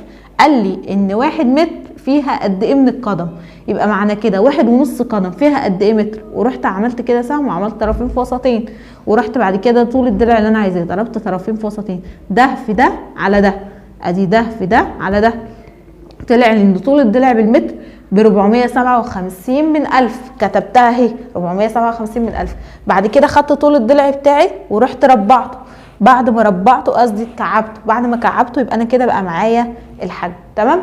لقيت ان الاجابات معموله على الصيغه اللي هي مرفوع لاس، يعني 10 مرفوع لاس، فرحت اهو رحت شفت وانا الرقم ده لو هكتبه على الصيغه دي يبقى بكام، وغير كده وكده هتلاقوه هو ده اقرب اجابه. يعني الاجابه اللي طلعت لنا في واحده 119، فاحنا الرقم اصلا ما طلعناش كده 4 و9 و46، فاحنا اصلا الرقم كان طلع لنا، يعني احنا لو بصينا عليه وشفناه على طول هنعرف ان هو د. تمام. يبقى اجابه رقم 7 هنختار د. تعالوا بقى رقم 8. سؤال رقم 8 بيقول لي ايه؟ جسم يتحرك في خط مستقيم بحيث تتغير ازاحته اكس مع الزمن تي طبقا للعلاقه اكس بتساوي بي تي زائد سي تي تربيع. واحده واحده كده وهكتب العلاقه بتاعتي الاول. العلاقه بتساوي اكس بتساوي بي تي زائد سي تي تربيع. قال لي ان الاكس دي بتعبر عن الايه؟ عن الازاحه، والتي دي او التي دي عباره عن ايه؟ زمن. هو عاوز معادله الابعاد بتاعه او صيغه الابعاد بتاعه بي وصيغه الابعاد بتاعه سي اللي هم دول اللي جنب التي. واحده واحده. هو احنا قلنا في صيغه الابعاد ان انا لو جمعت كميتين، يعني انا لو هجمع حاجه زائد حاجه، هي صيغه الابعاد بتتجمع؟ لا، ولازم يكونوا الاثنين من نفس النوع. معنى كده ان هنا كنت بقول لكم مثلا لو هنجمع ايه مثلا زي ايه، ال تي سالب 1 زائد ال تي سالب 1، كنت قلت لكم ان في الجمع مش هتساوي 2 ال تي سالب 1، لا هتساوي نفسها ال تي سالب 1. معنى كده بقى ان هنا الجزء اللي هو بي تي على بعضه بيساوي الاكس، والجزء اللي هو سي تي تربيع بيساوي برضو الاكس. يبقى انا كده اقوم قايله ان الاكس بتساوي بي تي، وفي ناحيه تانيه ان الاكس برضو بتساوي سي تي تربيع. طب واحده واحده. احنا قلنا ان الاكس بتساوي سي تي تربيع والاكس بتساوي بي تي تربيع. هي الاكس دي قال لي ان هي عباره عن ازاحه. هو الازاحه دي طول ولا كتله ولا زمن؟ طول، ما هي ازاحه حاجه مشيتها، يبقى احط بدلها رمز ايه؟ احط بدلها رمز ال بتساوي سي. التي دي قال لي ان هي عباره عن ايه؟ زمن، يبقى الزمن هحط تي تربيع. انا عايزه قيمه السي لوحدها، قيمه السي لوحدها ومقسمه على الايه؟ على اللي جنبها، يبقى مقسمه على تي تربيع الناحيه دي وعلى تي تربيع الناحيه دي تروح مع دي، يتبقى لي ان السي هتساوي ال على تي تربيع. القص عشان دي اسمه يبقى يطلع فوق بالايه؟ بالسالب، يبقى ال تي سالب 2. كده انا جبت الايه؟ السي. اجي اقوم جايبه البي بكام؟ الاكس بتساوي بي في تي. الاكس دي قلنا ان هي ايه؟ ازاحه. الازاحه يبقى اشيلها واحط بدلها طول او احط بدلها ال، يبقى اشيلها واحط بدلها ال. البي ده الرمز اللي هو كاتبه لي، التي ده عباره عن زمن. انا عايزه البي لوحدها، اقوم قاسمه على اللي جنبها، اقوم قاسمه على التي، يبقى البي هتساوي ال على تي. عايزه اخلي التي فوق يبقى تطلع باس ايه؟ سالب. هي التي دي عليها اس واحد، ما عليهاش اس مثلا تاني، لان هي طول ما مفيش موجود اس يبقى هي اس واحد، يبقى تطلع ال تي سالب 1. يبقى دلوقتي هنا طلع لنا السي بال تي سالب 2 والبي بال تي سالب 1. اشوف انهي اجابه من الاختيارات، هلاقي ان هي د. يبقى اجابه رقم 8 د. يلا بقى رقم 9. رقم 9 السؤال موجود في الصفحة والاختيارات موجودة في الصفحة اللي وراها، فتعالوا يلا كده نقلب على الصفحة. رقم 9 قال لي ايه؟ إذا تم قياس كثافة سائل باستخدام الهيدروميتر فوجد انها بتساوي، مكتب لي كده قوس في قيمة قياس 10 أس 3 زائد أو ناقص 1 والوحدة كيلو جرام على متر تكعيب، فإن وقال لي بيقول لي ايه بقى في الاختيارات؟ نوع القياس هيكون ايه ونسبة الخطأ في القياس هتكون ايه. اول حاجة هو احنا قسنا الكثافة باستخدام الهيدروميتر، هو احنا لما بنقيس الكثافة باستخدام الهيدروميتر استخدمنا قانون؟ لا ما استخدمناش قانون. طول ما استخدمناش قانون او اللي هي العلاقة الرياضية، يعني ما عملناش ضرب ولا قسم ولا جمع ولا طرح، يبقى احنا كده مجرد ان هو جاب لنا الكثافة دايركت على طول وما عملناش غير عملية واحدة، يبقى كده ده قياس ايه؟ مباشر. يبقى اول اختيار هنشوف اللي فيها مباشر، الغير مباشر هنحذفه. يبقى احنا كده اخترنا اول حاجه ان نوع القياس مباشر. طب نسبه الخطا في حساب القياس، نسبه الخطا يعني كده هو عاوز الار، هشوف كده هو مديني القوس اللي هو بيعبر عن القياس، مكتوب كده 10 أس 3 زائد او ناقص 1 ومكتوب الوحده في الاخر اهي كيلو جرام على المتر تكعيب. انا عايزه اجيب نسبه الخطا، يعني عايزه اجيب الايه؟ الار. قلت ان الار بتساوي دلتا اكس على اكس نوت. انهي فيهم الدلتا اكس وانهي فيهم الاكس نوت؟ قلت ان الاولى بتكون الاكس نوت والثانيه دي الدلتا اكس.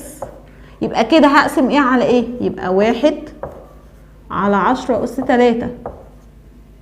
هعمل الكلام ده على الآلة هيطلع لي 1 في 10 أس سالب 3، بس هو الإجابة عاوزها في المية، يبقى أضرب الرقم اللي هيطلع لي ده في الآخر في 100. أضربه في 100 هيطلع 1 من إيه؟ 1 من 10 في المية. يبقى كده هنختار اللي فيها قياس مباشر وفيها 1 من 10 من إيه؟ في المية. هشوف أنهي اختيار على إيه؟ ألف.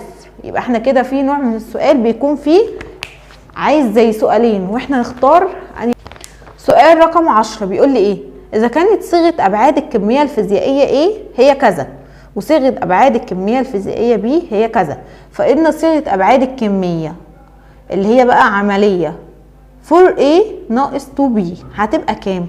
أول حاجة هو هنا مديني صيغة أبعاد A أهي، هكتبها لكم كده، بتساوي M تربيع L T سالب 2، وصيغة أبعاد B نفسها M تربيع L T سالب 2.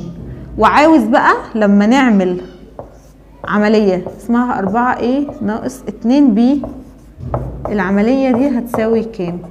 ومديني اختيارات M4 في L2 في T أس سالب 4، ولا M أس سالب 4 في L أس سالب 2 أو يعني نقطة في T أس 4، ولا ام تربيع في ال في تي سالب 2.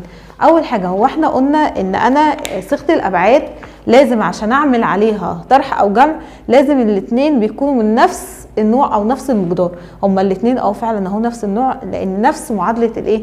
الابعاد الاثنين، بس احنا في الجمع لما باجي اجمع او اطرح بيطلع لي نفس الكميه تاني، يعني دول لو جمعتهم الاثنين هيديني هي نفس صيغه الابعاد اللي هي ام تربيع ال تي سالب 2. يعني زي ما قلنا ان مثلا ال تي سالب 1 زائد ال تي سالب 1 مش هتديني 2 ال تي سالب 1، لكن هتديني نفس الكميه تاني ال تي سالب 1. احنا بنقدر ان احنا نعمل عليهم ضرب وقسمه، لكن الجمع والطرح لازم يكونوا الاثنين نفس المقدار او نفس صيغه الابعاد، واللي بيطلع لي بيكون هي واحده منهم. تمام؟ يعني ما بنعملش فعلا طرح، يعني دول حتى لو طرحتهم من بعض هيديني نفس الايه؟ المقدار. تمام؟ جمعتهم هيديني نفس الايه؟ المقدار. بعد كده تعالوا بقى يبقى كده الاجابه بتاعه سؤال 10 هتبقى ج.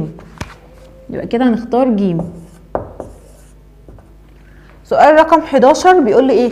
قامت مجموعه من الطلاب بقياس سرعه حركه جسم اي من هذه القياسات اكثر دقه. جايب لي سرعه بتاعه جسم وهم اربع سرعات، وبيقول لي انهي فيهم واحد كان اكثر دقه، يعني مين فيهم اللي ما جابش ما كانش فيه نسبه خطا كبيره، او نسبه خطا يعني تكون قليله بمعنى اصح. فهشوف كل واحد هجيب الار لكل قياس. احنا قلنا كل ما كانت نسبة الخطأ النسبي او الخطأ النسبي كل ما كان صغير كل ما كان القياس ده اكثر دقة. يبقى معنى كده ان انا هجيب لكل قياس فيهم هجيب الار اللي هي الخطأ النسبي، واقل واحدة فيهم هتطلع ار يبقى هي دي اللي كان فيها دقة في في القياس. انا جبت لاول واحدة قسمت الدلتا اكس على الاكس نوت، يعني قسمت 20 على 350، وتاني واحدة قسمت 15 على 340، وتالت واحدة قسمت 10 على 335، ودال قسمت 10 على 320.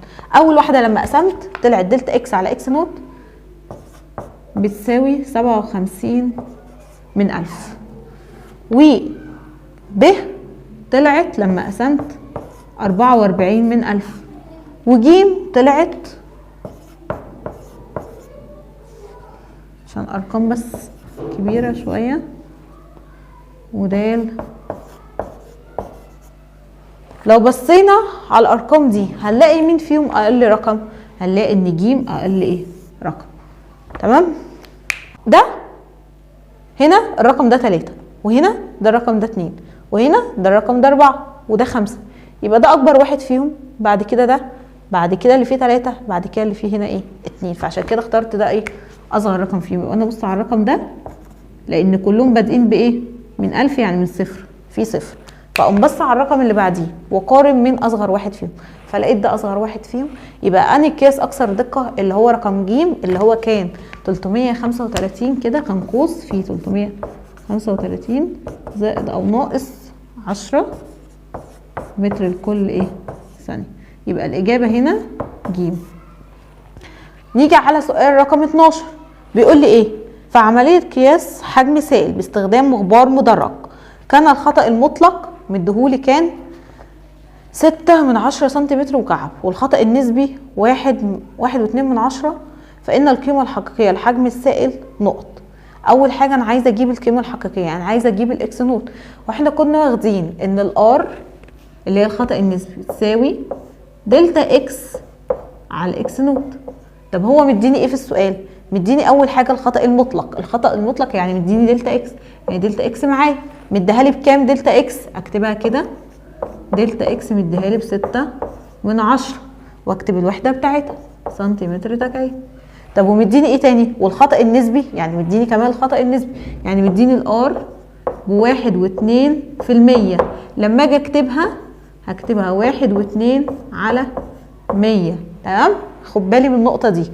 فكده عايزه اجيب القيمه الحقيقيه. القيمه الحقيقيه اللي كنا بنسميها الاكس نوت او نسميها الاكس دوت، ايا كان بتسموها انا عايزه اجيب دي، اقوم ضاربه طرفين في وسطين، يبقى كده قانون الاكس دوت هيساوي دلتا اكس على الار. انا معايا الدلتا اكس معايا الار معايا، يبقى اقدر اجيبها ولا ما اقدرش؟ اقدر. الدلتا اكس بكام؟ اهي 6/10 على الار 1.2 على 100، وادخل الرقم ده على الآلة هيطلع لي بالظبط 50. يبقى القيمة الحقيقية لحجم السائل 50 سنتيمتر مكعب. تمام؟ يبقى كده الإجابة ب. يبقى سؤال رقم 12 الإجابة ب. يا ريت زي ما قلت نفتح الملزمة ونتابع معايا عشان صعب ان انا كل سؤال اكتبه لكم، فانا يعني نحاول نختصر. سؤال رقم 13 بيقول لي السنتيمتر فيه قد مايكرومتر؟ كاتب لي كده سنتيمتر في قد مايكرومتر.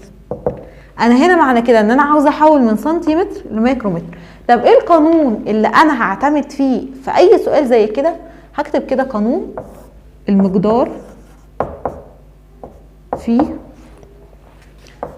المحول منه على المحول اليه.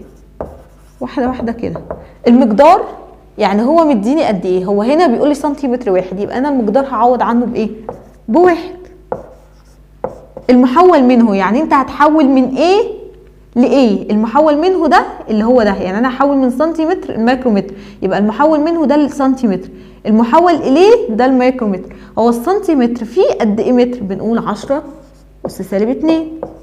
طب الميكرومتر فيه قد متر؟ 10 أس سالب 6. واحط العمليه دي على الآلة هتطلع لي 10 أس 4. يبقى الاجابه بتاعتنا 10 أس 4. اي حاجه بقى زي كده هكتب قانون المقدار في المحول منه على المحول اليه، واشوف المقدار لو قال لي 4 سنتيمتر يبقى هنا اكتب ايه؟ هنا 4، واكتب السنتيمتر فيه قد ايه متر؟ 10 اس سالب 2، والميكرومتر فيه قد ايه متر؟ 10 اس سالب 6. ونفس الكلام على الوحدات اللي هي بتكون اللي هي الاساسيه بتاعتنا في النص، كل بقى الحاجات اللي حواليها دي بقوا عامله لها نفس القانون ده. سؤال رقم 14 بيقول لي ايه؟ اذا كانت صيغه ابعاد الكميه اكس هي كذا، بتديني صيغه ابعاد اكس ال تي سالب 1، وبيقول لي ايه؟ وصيغه ابعاد واي، يعني مديني واحده تانية اسمها واي وصيغه ابعادها ام في ال سالب 1. تمام؟ فبيقول لي فان صيغه ابعاد الكميه اللي اسمها زد اللي بتحقق المعادله، وكاتب لي ان المعادله اكس بتساوي جذر زد على واي، وعايزه صيغه ابعاد بتاعت زد. هو احنا قلنا ان طرفين المعادله في صيغه الابعاد بيكونوا متساويين، يعني معنى كده ان انا لما اجيب صيغه الابعاد هنا واخلص صيغه الابعاد في الاخر هنا هلاقي ان الاثنين بيساووا ايه؟ بعض. طب انا عايزه اجيب قيمه الابعاد او صيغه الابعاد بتاعت زد، طب اجيبها ازاي؟ واحده واحده. اكس صيغه ابعادها اعوض عنها، اكس صيغه ابعادها ايه؟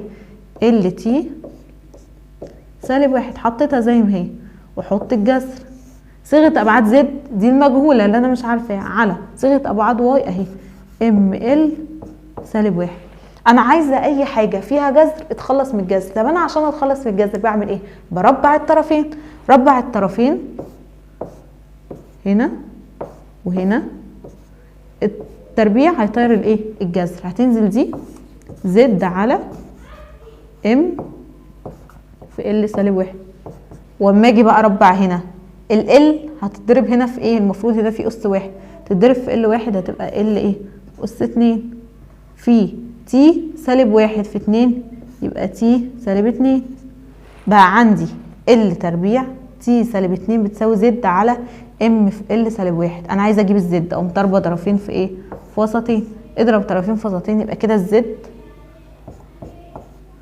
الزد هتساوي، هضرب الام هحطها زي ما هي لان مفيش حاجه تتضرب فيها، ال سالب 1 في هنا ال ايه؟ تربيع سالب 1 و2 لان عند الضرب بنجمع الايه؟ الاسس، يبقى هجمع سالب 1 و2 يديني ال ايه؟ اس 1. اس 1 ماشي. بعد كده عندي التي في تي زيها عشان اضربها زيها معاها، قصدي مفيش، يبقى اقوم حاطاها زي ما ايه؟ هي، يبقى تي اس سالب ايه؟ 2. يبقى معادله ابعاد زد في الاخر ام ال سالب 1 تي سالب 2. اشوف انهي واحده في الاختيارات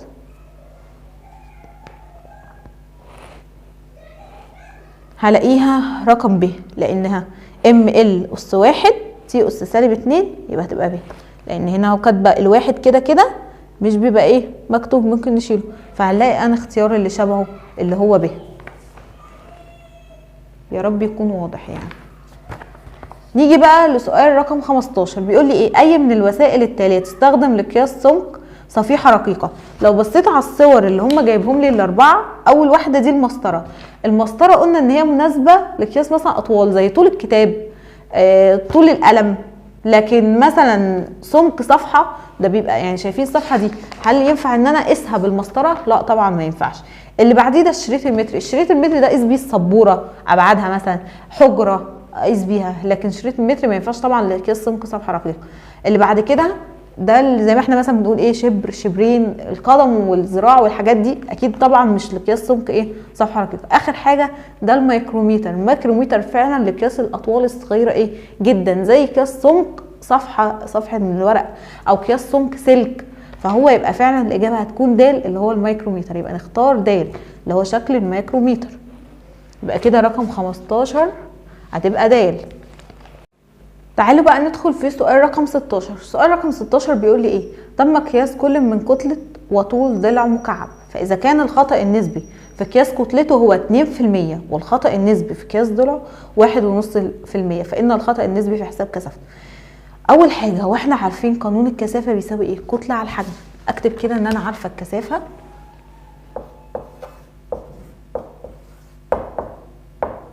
بتساوي الكتله على الحجم. هو مديني ايه؟ مديني الخطأ النسبي بتاع قياس الكتله 2%، يعني الار بتاعت الكتله هكتب كده ايه ار ام ب2%، ومديني الار بتاعت قياس طول الضلع. هو انا هنا بستخدم طول الضلع عشان اجيب الخطا النسبي في حساب الكثافه ولا بستخدم الحجم؟ طب ايه العلاقه ما بين الحجم وطول الضلع؟ احنا عارفين ان الحجم هو تكعيب بتاع ايه طول الضلع، يبقى هنا مش هستخدم الايه الخطا النسبي بتاع الحجم بتاع طول الضلع، عايزه الخطا النسبي بتاع الايه الحجم اللي احنا بنرسمه فوليوم، فهكتب كده. هو قال لي ان بتاع طول الضلع قال لي ان هو 1.5، يبقى الخطأ النسبي في حساب الكثافة بكام؟ هو احنا قلنا لما يكون القانون بتاعي اسمه يبقى بجيب اول حاجة الخطأ النسبي.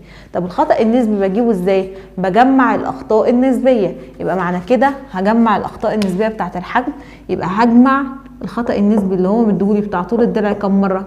3 مرات، هو مديني 1.5%،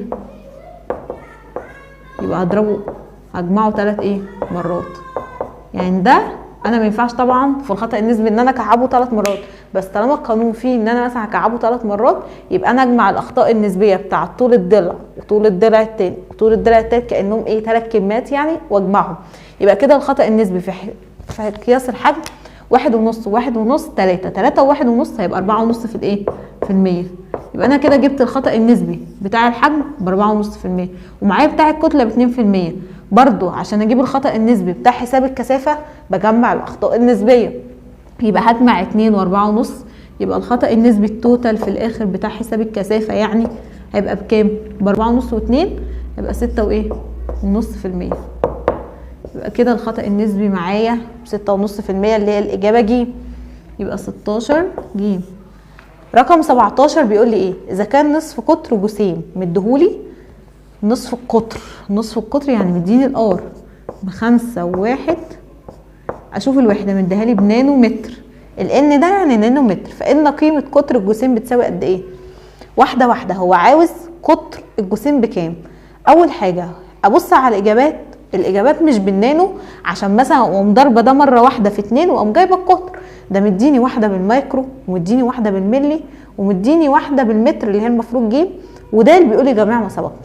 ابدا الاول هحول دي، هحولها طب لايه؟ هحولها للاختيارات واشوف انهي فيهم اللي هتطلع صح.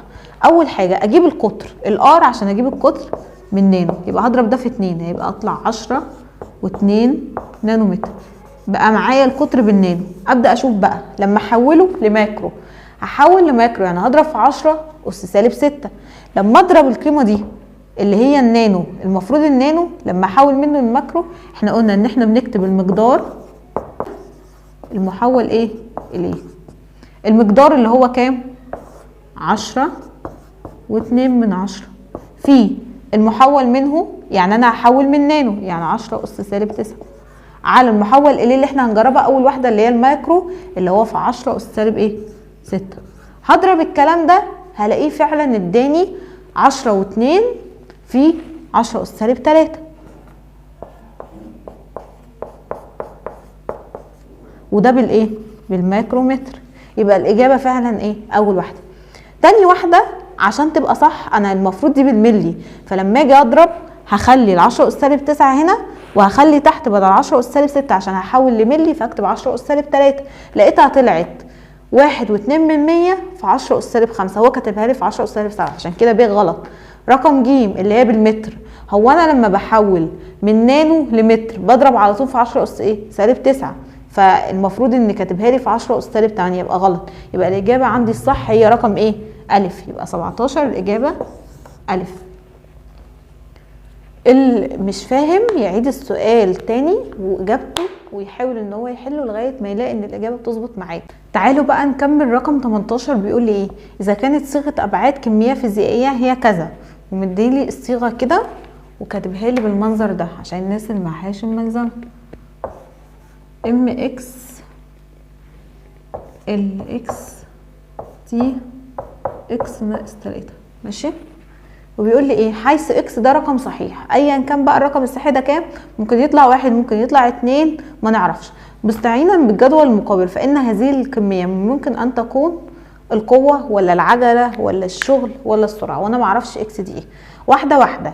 هو انا صيغه الابعاد دي معنى كده ان هي مكونه ام عليها رقم صحيح، يعني معنى كده ان هي فيها وحده قياسها مثلا، لان مديني وحده قياس، يبقى كده في دي كيلو جرام، والال هحط بدلها المتر، والتي هحط بدلها الاس. يبقى الوحده الكميه اللي انا بتكلم عنها دي فيها الثلاث وحدات، اللي هو المتر والكيلو جرام والثانيه. هبص على العجله والسرعه، العجله وحدتها متر على الثانيه تربيع، يبقى اكيد مش هي لان دي فيها كميتين بس، والسرعه فيها متر على الثانيه، يبقى برده مش هي. قدامي يا اما القوه يا اما الشغل. هبص على القوه وابص على الشغل. اول حاجه هبص على الشغل هلاقي ان الكيلو جرام عليها رقم، والمتر عليها يعني ام اس 2.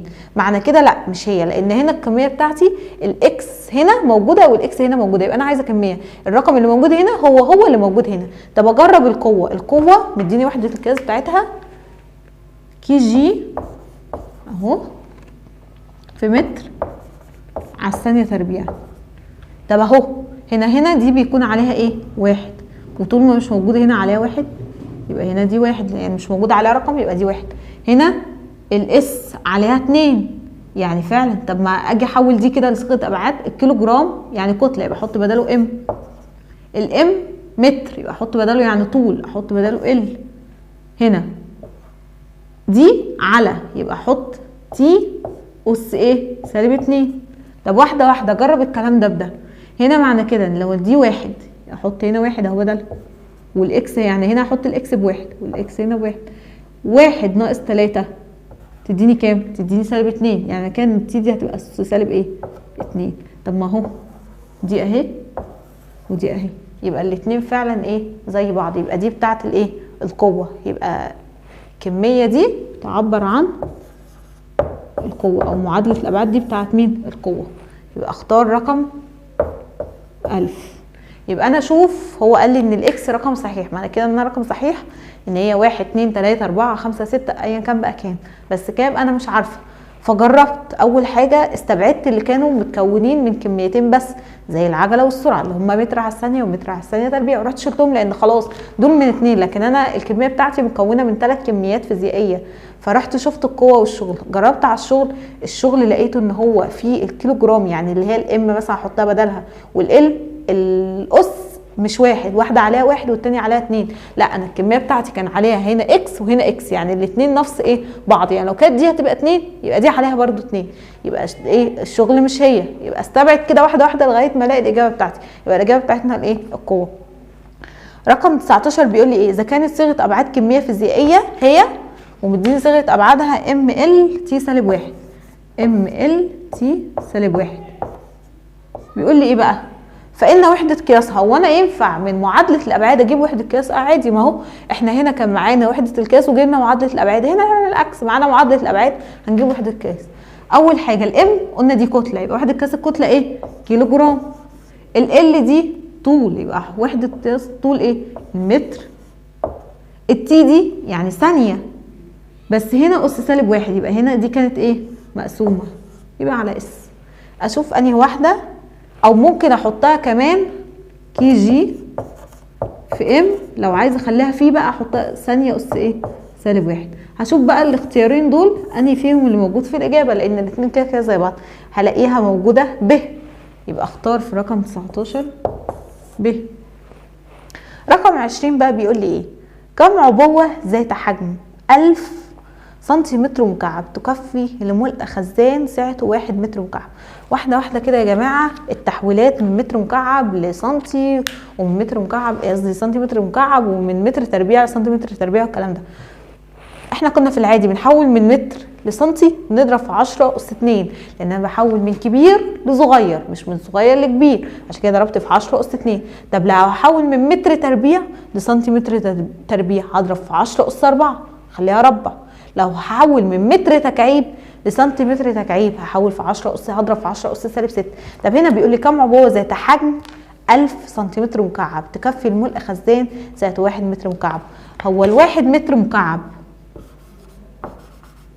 في قد ايه بالسنتيمتر مكعب؟ احنا مش قلنا يبقى في 10 اس 6، لان انا بضرب في 10 اس 6، يعني في 10 اس 6 سنتيمتر مكعب.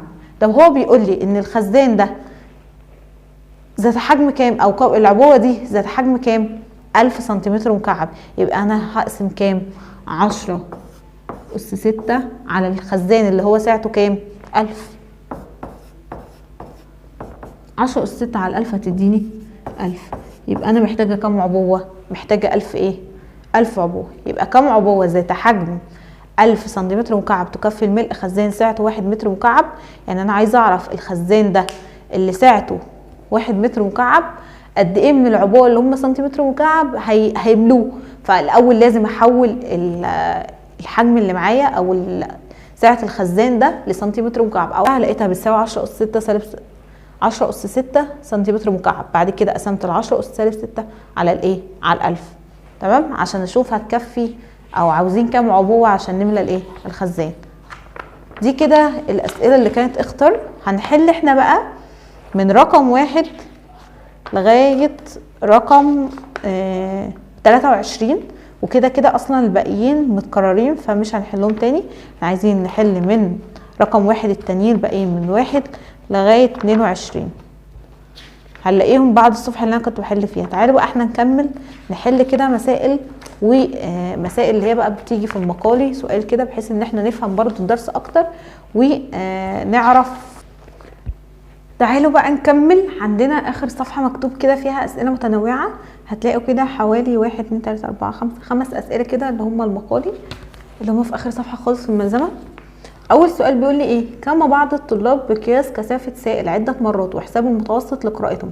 وضح لماذا قام الطلاب بحساب متوسط القراءات. يعني ليه قعدوا يقيسوا كل واحد الكثافه عده يعني كذا مره، وبعد كده راحوا جابوا المتوسط بتاع القراءه. يعني مثلا زي ما انا اجيب مثلا طول القلم ده يطلع معايا 10 مره، وبعد كده طلع معايا مره 9.5، والمره الثالثه طلع معايا 9. فانا اقول ايه؟ لا انا ولا اخد ال10 ولا اخد 9، خليني اخد ايه اللي هي الايه ال9.5. اللي انا عملت ايه؟ جبت المتوسط، حسبت القراءات كلها جمعهم على عددهم اللي هم 3 مرات. فهو نفس الكلام. هم ليه بيعملوا كده؟ عشان اقلل من نسبه الايه الخطا ويكون القياس ايه اكثر دقه. تمام، يبقى اكتب كده يقلل من نسبه الخطا ويكون القياس اكثر ايه دقه، او حساب القياس يكون اكثر دقه. بعد كده سؤال رقم 2 انا كاتباه هنا اهو. بيقول لي ايه؟ اذا تم قياس نصف قطر دائره، والمفروض ان انا هكتب القياس ب10.5 زائد او ناقص 2 من 10. صلحوها. الوحده متر. احسب مساحه الدائره، علما بان مساحه الدائره باي ار تربيع. اول حاجه هو عاوز مساحه الدائره. يا جماعه احنا عندنا في اولى ثانوي لو عاوز مساحه الدائره، انا مش مجرد ان انا بجيب المساحه الحقيقيه واحطها له كده وبس، لا انا بجيب الخطا النسبي والخطا المطلق كمان، عشان في الاخر احط القوس بتاع القياس على بعضه بتاع المساحه بكام. طب اول حاجه هو القانون بتاعي ده انتوا شايفينه الباي ار تربيع اللي هو بتاع المساحه، القانون ده ضرب ولا اسمه؟ ضرب. طب هو انا قلت ان انا في القانون الضرب الاول اول حاجه بجيبها الار ولا الدلتا اكس؟ يعني بجيب الاول الخطا النسبي ولا الخطا المطلق؟ لا بجيب الاول الخطا النسبي. طب اجيب الاول الخطا النسبي. هو القانون بتاعي بيساوي باي ار تربيع. ار تربيع يعني باي ار في ار، يبقى يعني كده ان هجيب الخطا النسبي بتاع نص القطر وايه هجمعه مرتين، عشان هنا القانون فيه ار في ار. يبقى الار اللي هو الخطا النسبي هيساوي دلتا اكس على اكس دوت، وخلي دي 1 ودي 1 زائد دلتا اكس على اكس دوت. بس خلي بالي ان هما كده كده الار هو نص قطر واحد، يعني هنا دول هم هيبقوا نفس القيمه، بس هو عشان القانون فيه هنا ار تربيع يعني كانه كده في ار في ار، فانا هجيب الخطا النسبي بتاع النص القطر ده والخطا النسبي بتاع نص القطر ده، فعشان كده بجمع الايه الخطأين النسبيين. هو كاتبه ده دلتا اكس. احنا قلنا ان الرقم الاولاني في القوس ده بيكون الاكس نوت وده بيكون الدلتا اكس، يبقى اقسم 2 من 10 على 10 ونص زائد 2 من 10 على 10 ونص.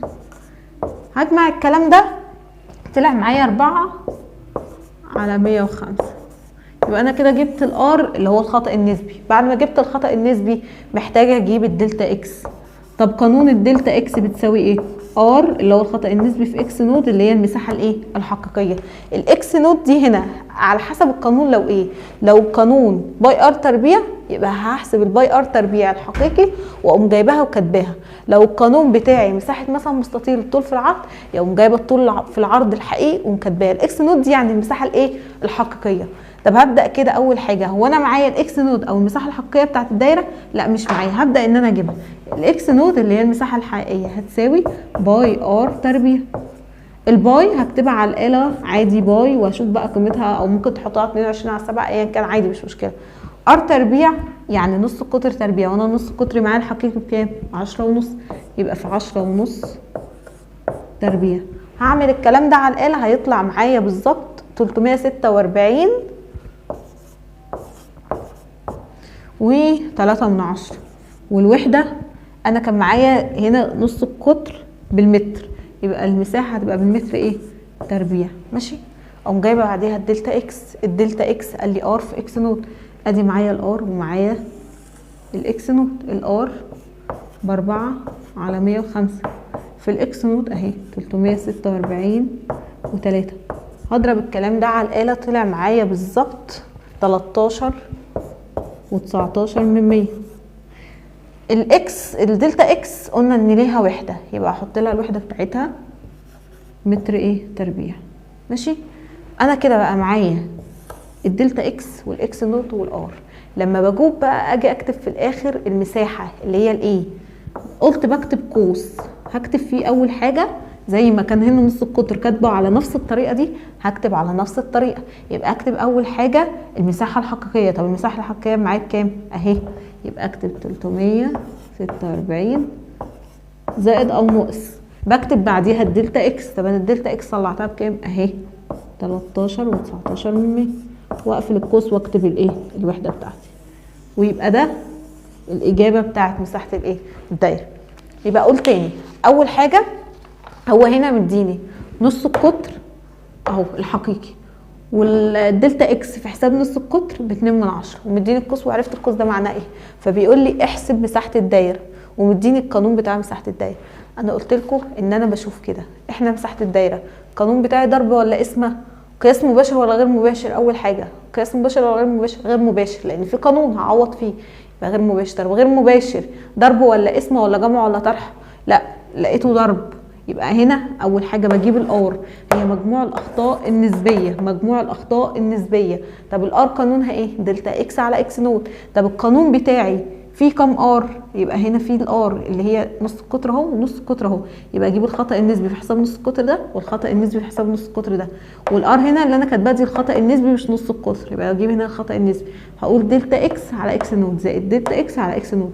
لو كان عندي مثلا 3 كميات، يعني مثلا زي الحجم، لو انا هجيب له الار الخطا النسبي، يبقى هجمع كم كميه؟ لان هو بيساوي الحجم بيساوي مثلا طول الضلع تكعيب، يبقى معنى كده ان انا هجمع 3 كميات في الخطا النسبي، لان ال الاولى بجيب لها خطا نسبي، والال الثانيه بجيب لها خطا نسبي، والال الثالثه بجيب لهم خطا نسبي. تمام.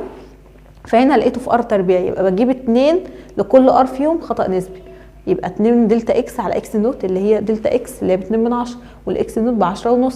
ورحت قسمت اهو وجمعت الاخطاء النسبيه. احنا بنقول ان في الخطا الغير مباشر الضرب انا بجمع الاخطاء النسبيه او الاسم، يبقى طلع لي 4/105. خدت الخطا النسبي ده وحطيته على جنب. تاني حاجه انا بجيب بعد الخطا النسبي الدلتا اكس اللي هي الخطا المطلق. طب الخطا المطلق ده بيساوي ايه؟ بيساوي ار في اكس نوت. رحت كتبت الار قيمتها اهي، لقيت نفسي مش معايا الاكس نوت، ارجع جايبه الاكس نوت. الاكس نوت يعني المساحه الحقيقيه. لو انا بجيب الكثافه هتبقى الكثافه الحقيقيه، بجيب ايا كان الحجم هيبقى الحجم الحقيقي. يعني اشوف بقى انا بجيب ايه وهو هيبقى الحاجه الحقيقيه. الاكس يعني القيمه الحقيقيه للحاجه اللي انا بجيبها، رحت جبتها الاكس نوت اهي. قال لي ان القانون باي ار تربيع بتاعت مساحه الدايره، كتبت الباي وعوضت عن الار بقيمتها الحقيقيه، ورحت جايبه المساحه الحقيقيه طلعت ب 346 و3/10، احط لها متر تربيع. رحت بعد كده رجعت للدلتا اكس، جبت القانون ار في اكس نوت، عوضت على الار اللي انا جايباها، وعوضت على الاكس نوت اللي انا جايباها اللي هي المساحه الحقيقيه، وجبت حساب الخطا او الخطا المطلق في حساب المساحه طلع بده. وبعد كده رحت عبرت في الاخر عن عمليه القياس بتاعه مساحه الدايره بالقوس بتاعنا. بحط الاول القيمه الحقيقيه بتاعه المساحه، وبعد كده الخطا المطلق بتاع المساحه، واخر حاجه بحط الوحده. تمام. ندخل على السؤال اللي بعده. بيقول لي ايه؟ عند حساب كثافه ماده مكعب كانت نسبه الخطا في قياس كتلته 2%. يبقى كده نسبه الخطا يعني الار في حساب الام كانت 2%. ونسبه الخطا في قياس طول ضلعه حلينا زيه في الاخضر، فيعني نركز. ونسبه الخطا في قياس طول ضلعه نص في المية، يعني الار في ال بتاع طول ضلعه بنص في المية. احسب احسب نسبة الخطأ في حساب كثافته علما بأن الكثافة بتساوي كتلة على حجم. القانون بتاعي في قانون، يبقى ده قياس غير مباشر. طب غير مباشر طرح وجمع ولا ضرب ولا قسمة؟ لا لقيته قسمة. يبقى انا كده الار بتاعتي او نسبة الخطأ اللي انا بجيبها اللي هي الار لما اكون عايزة اجيبها كده، معنى كده ان انا هجمع الاخطاء النسبية. اجمع الاخطاء النسبية بتاعت الكتلة وبتاعت الحجم. بتاعت الكتلة معايا، طب الخطأ النسبي بتاع الحجم لا مش معايا الخطأ النسبي بتاع طول الضلع. يبقى انا كده هجيب الاول الخطأ النسبي بتاع الحجم الار بتاع الفوليوم. الخطأ النسبي بتاع طول الضلع بنص، يبقى بتاع الحجم، واحنا قلنا ان قانون الحجم ايه؟ ال تكعيب.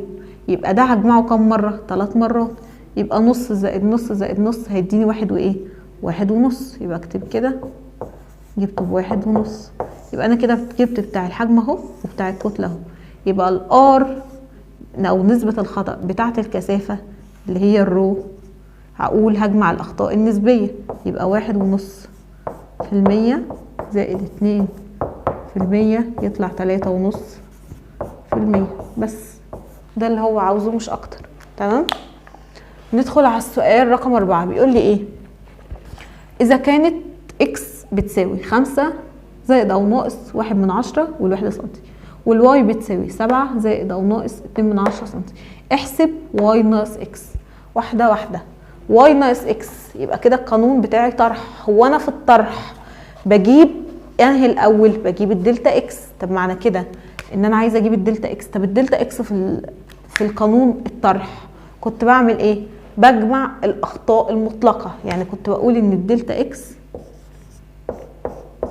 هتساوي دلتا اكس 1 زائد دلتا اكس 2. طب واحده واحده. قال لي واي ناقص اكس. هو هنا طرح، بس انا ما بطرحش في الاخطاء المطلقه، بجمعهم. يبقى اقوم جايبه جمع الخطأ المطلق الاولاني والخطأ المطلق الثاني. طب فين اصلا الخطأ المطلق؟ احنا قلنا ان القوس اول جزء فيه بيعبر عن القيمه الحقيقيه، والجزء الثاني هو ده الدلتا اكس. يبقى هم ده الدلتا اكس وده الدلتا اكس. يبقى هجمع دول 1/10 و2/10 هيديني ايه؟ يبقى الدلتا اكس بتاعه الواي ناقص اكس بكام؟ ب3/10. والقيمتين الحقيقيين عادي بطرحهم عادي. هو واي ناقص اكس يبقى 7 ناقص ايه؟ ناقص 5. 7 ناقص 5 هتديني 2. يبقى في الاخر كله 2 زائد او ناقص 3/10. تمام. لو قال لي برضو ان هو عاوز واي زائد اكس، يبقى برضو هجمع الاخطاء المطلقه. يبقى انا هنا عارفه ان طول ما العمليه بتاعتي في قانون طرح او جمع، اول حاجه بجيبها الاخطاء المطلقه، والاخطاء المطلقه بتجمع، وبعد كده كنت بجيب الار اللي هي الخطا النسبي اللي كان بتساوي دلتا اكس على اكس نوت. طب لو هو القانون بتاعي ضرب او قسمه، بجيب الاول الخطا النسبي، وبعد ما بجيب الخطا النسبي، والخطا النسبي هو مجموع الاخطاء النسبيه، كان عكس يعني الكلام اللي انا قلته في الاولاني. وبعد ما بجيب الخطا النسبي بجيب الدلتا اكس. طب الدلتا اكس قانونها ايه؟ بيبقى وقتها ار في اكس نوت. تمام. يبقى هنا هقول ان واي ناقص اكس بتساوي دي. تمام. واحط الوحده بتاعتي هي سنتي. يبقى دي كده واي ناقص اكس، واقول انها بتساوي ايه؟ ده. تمام.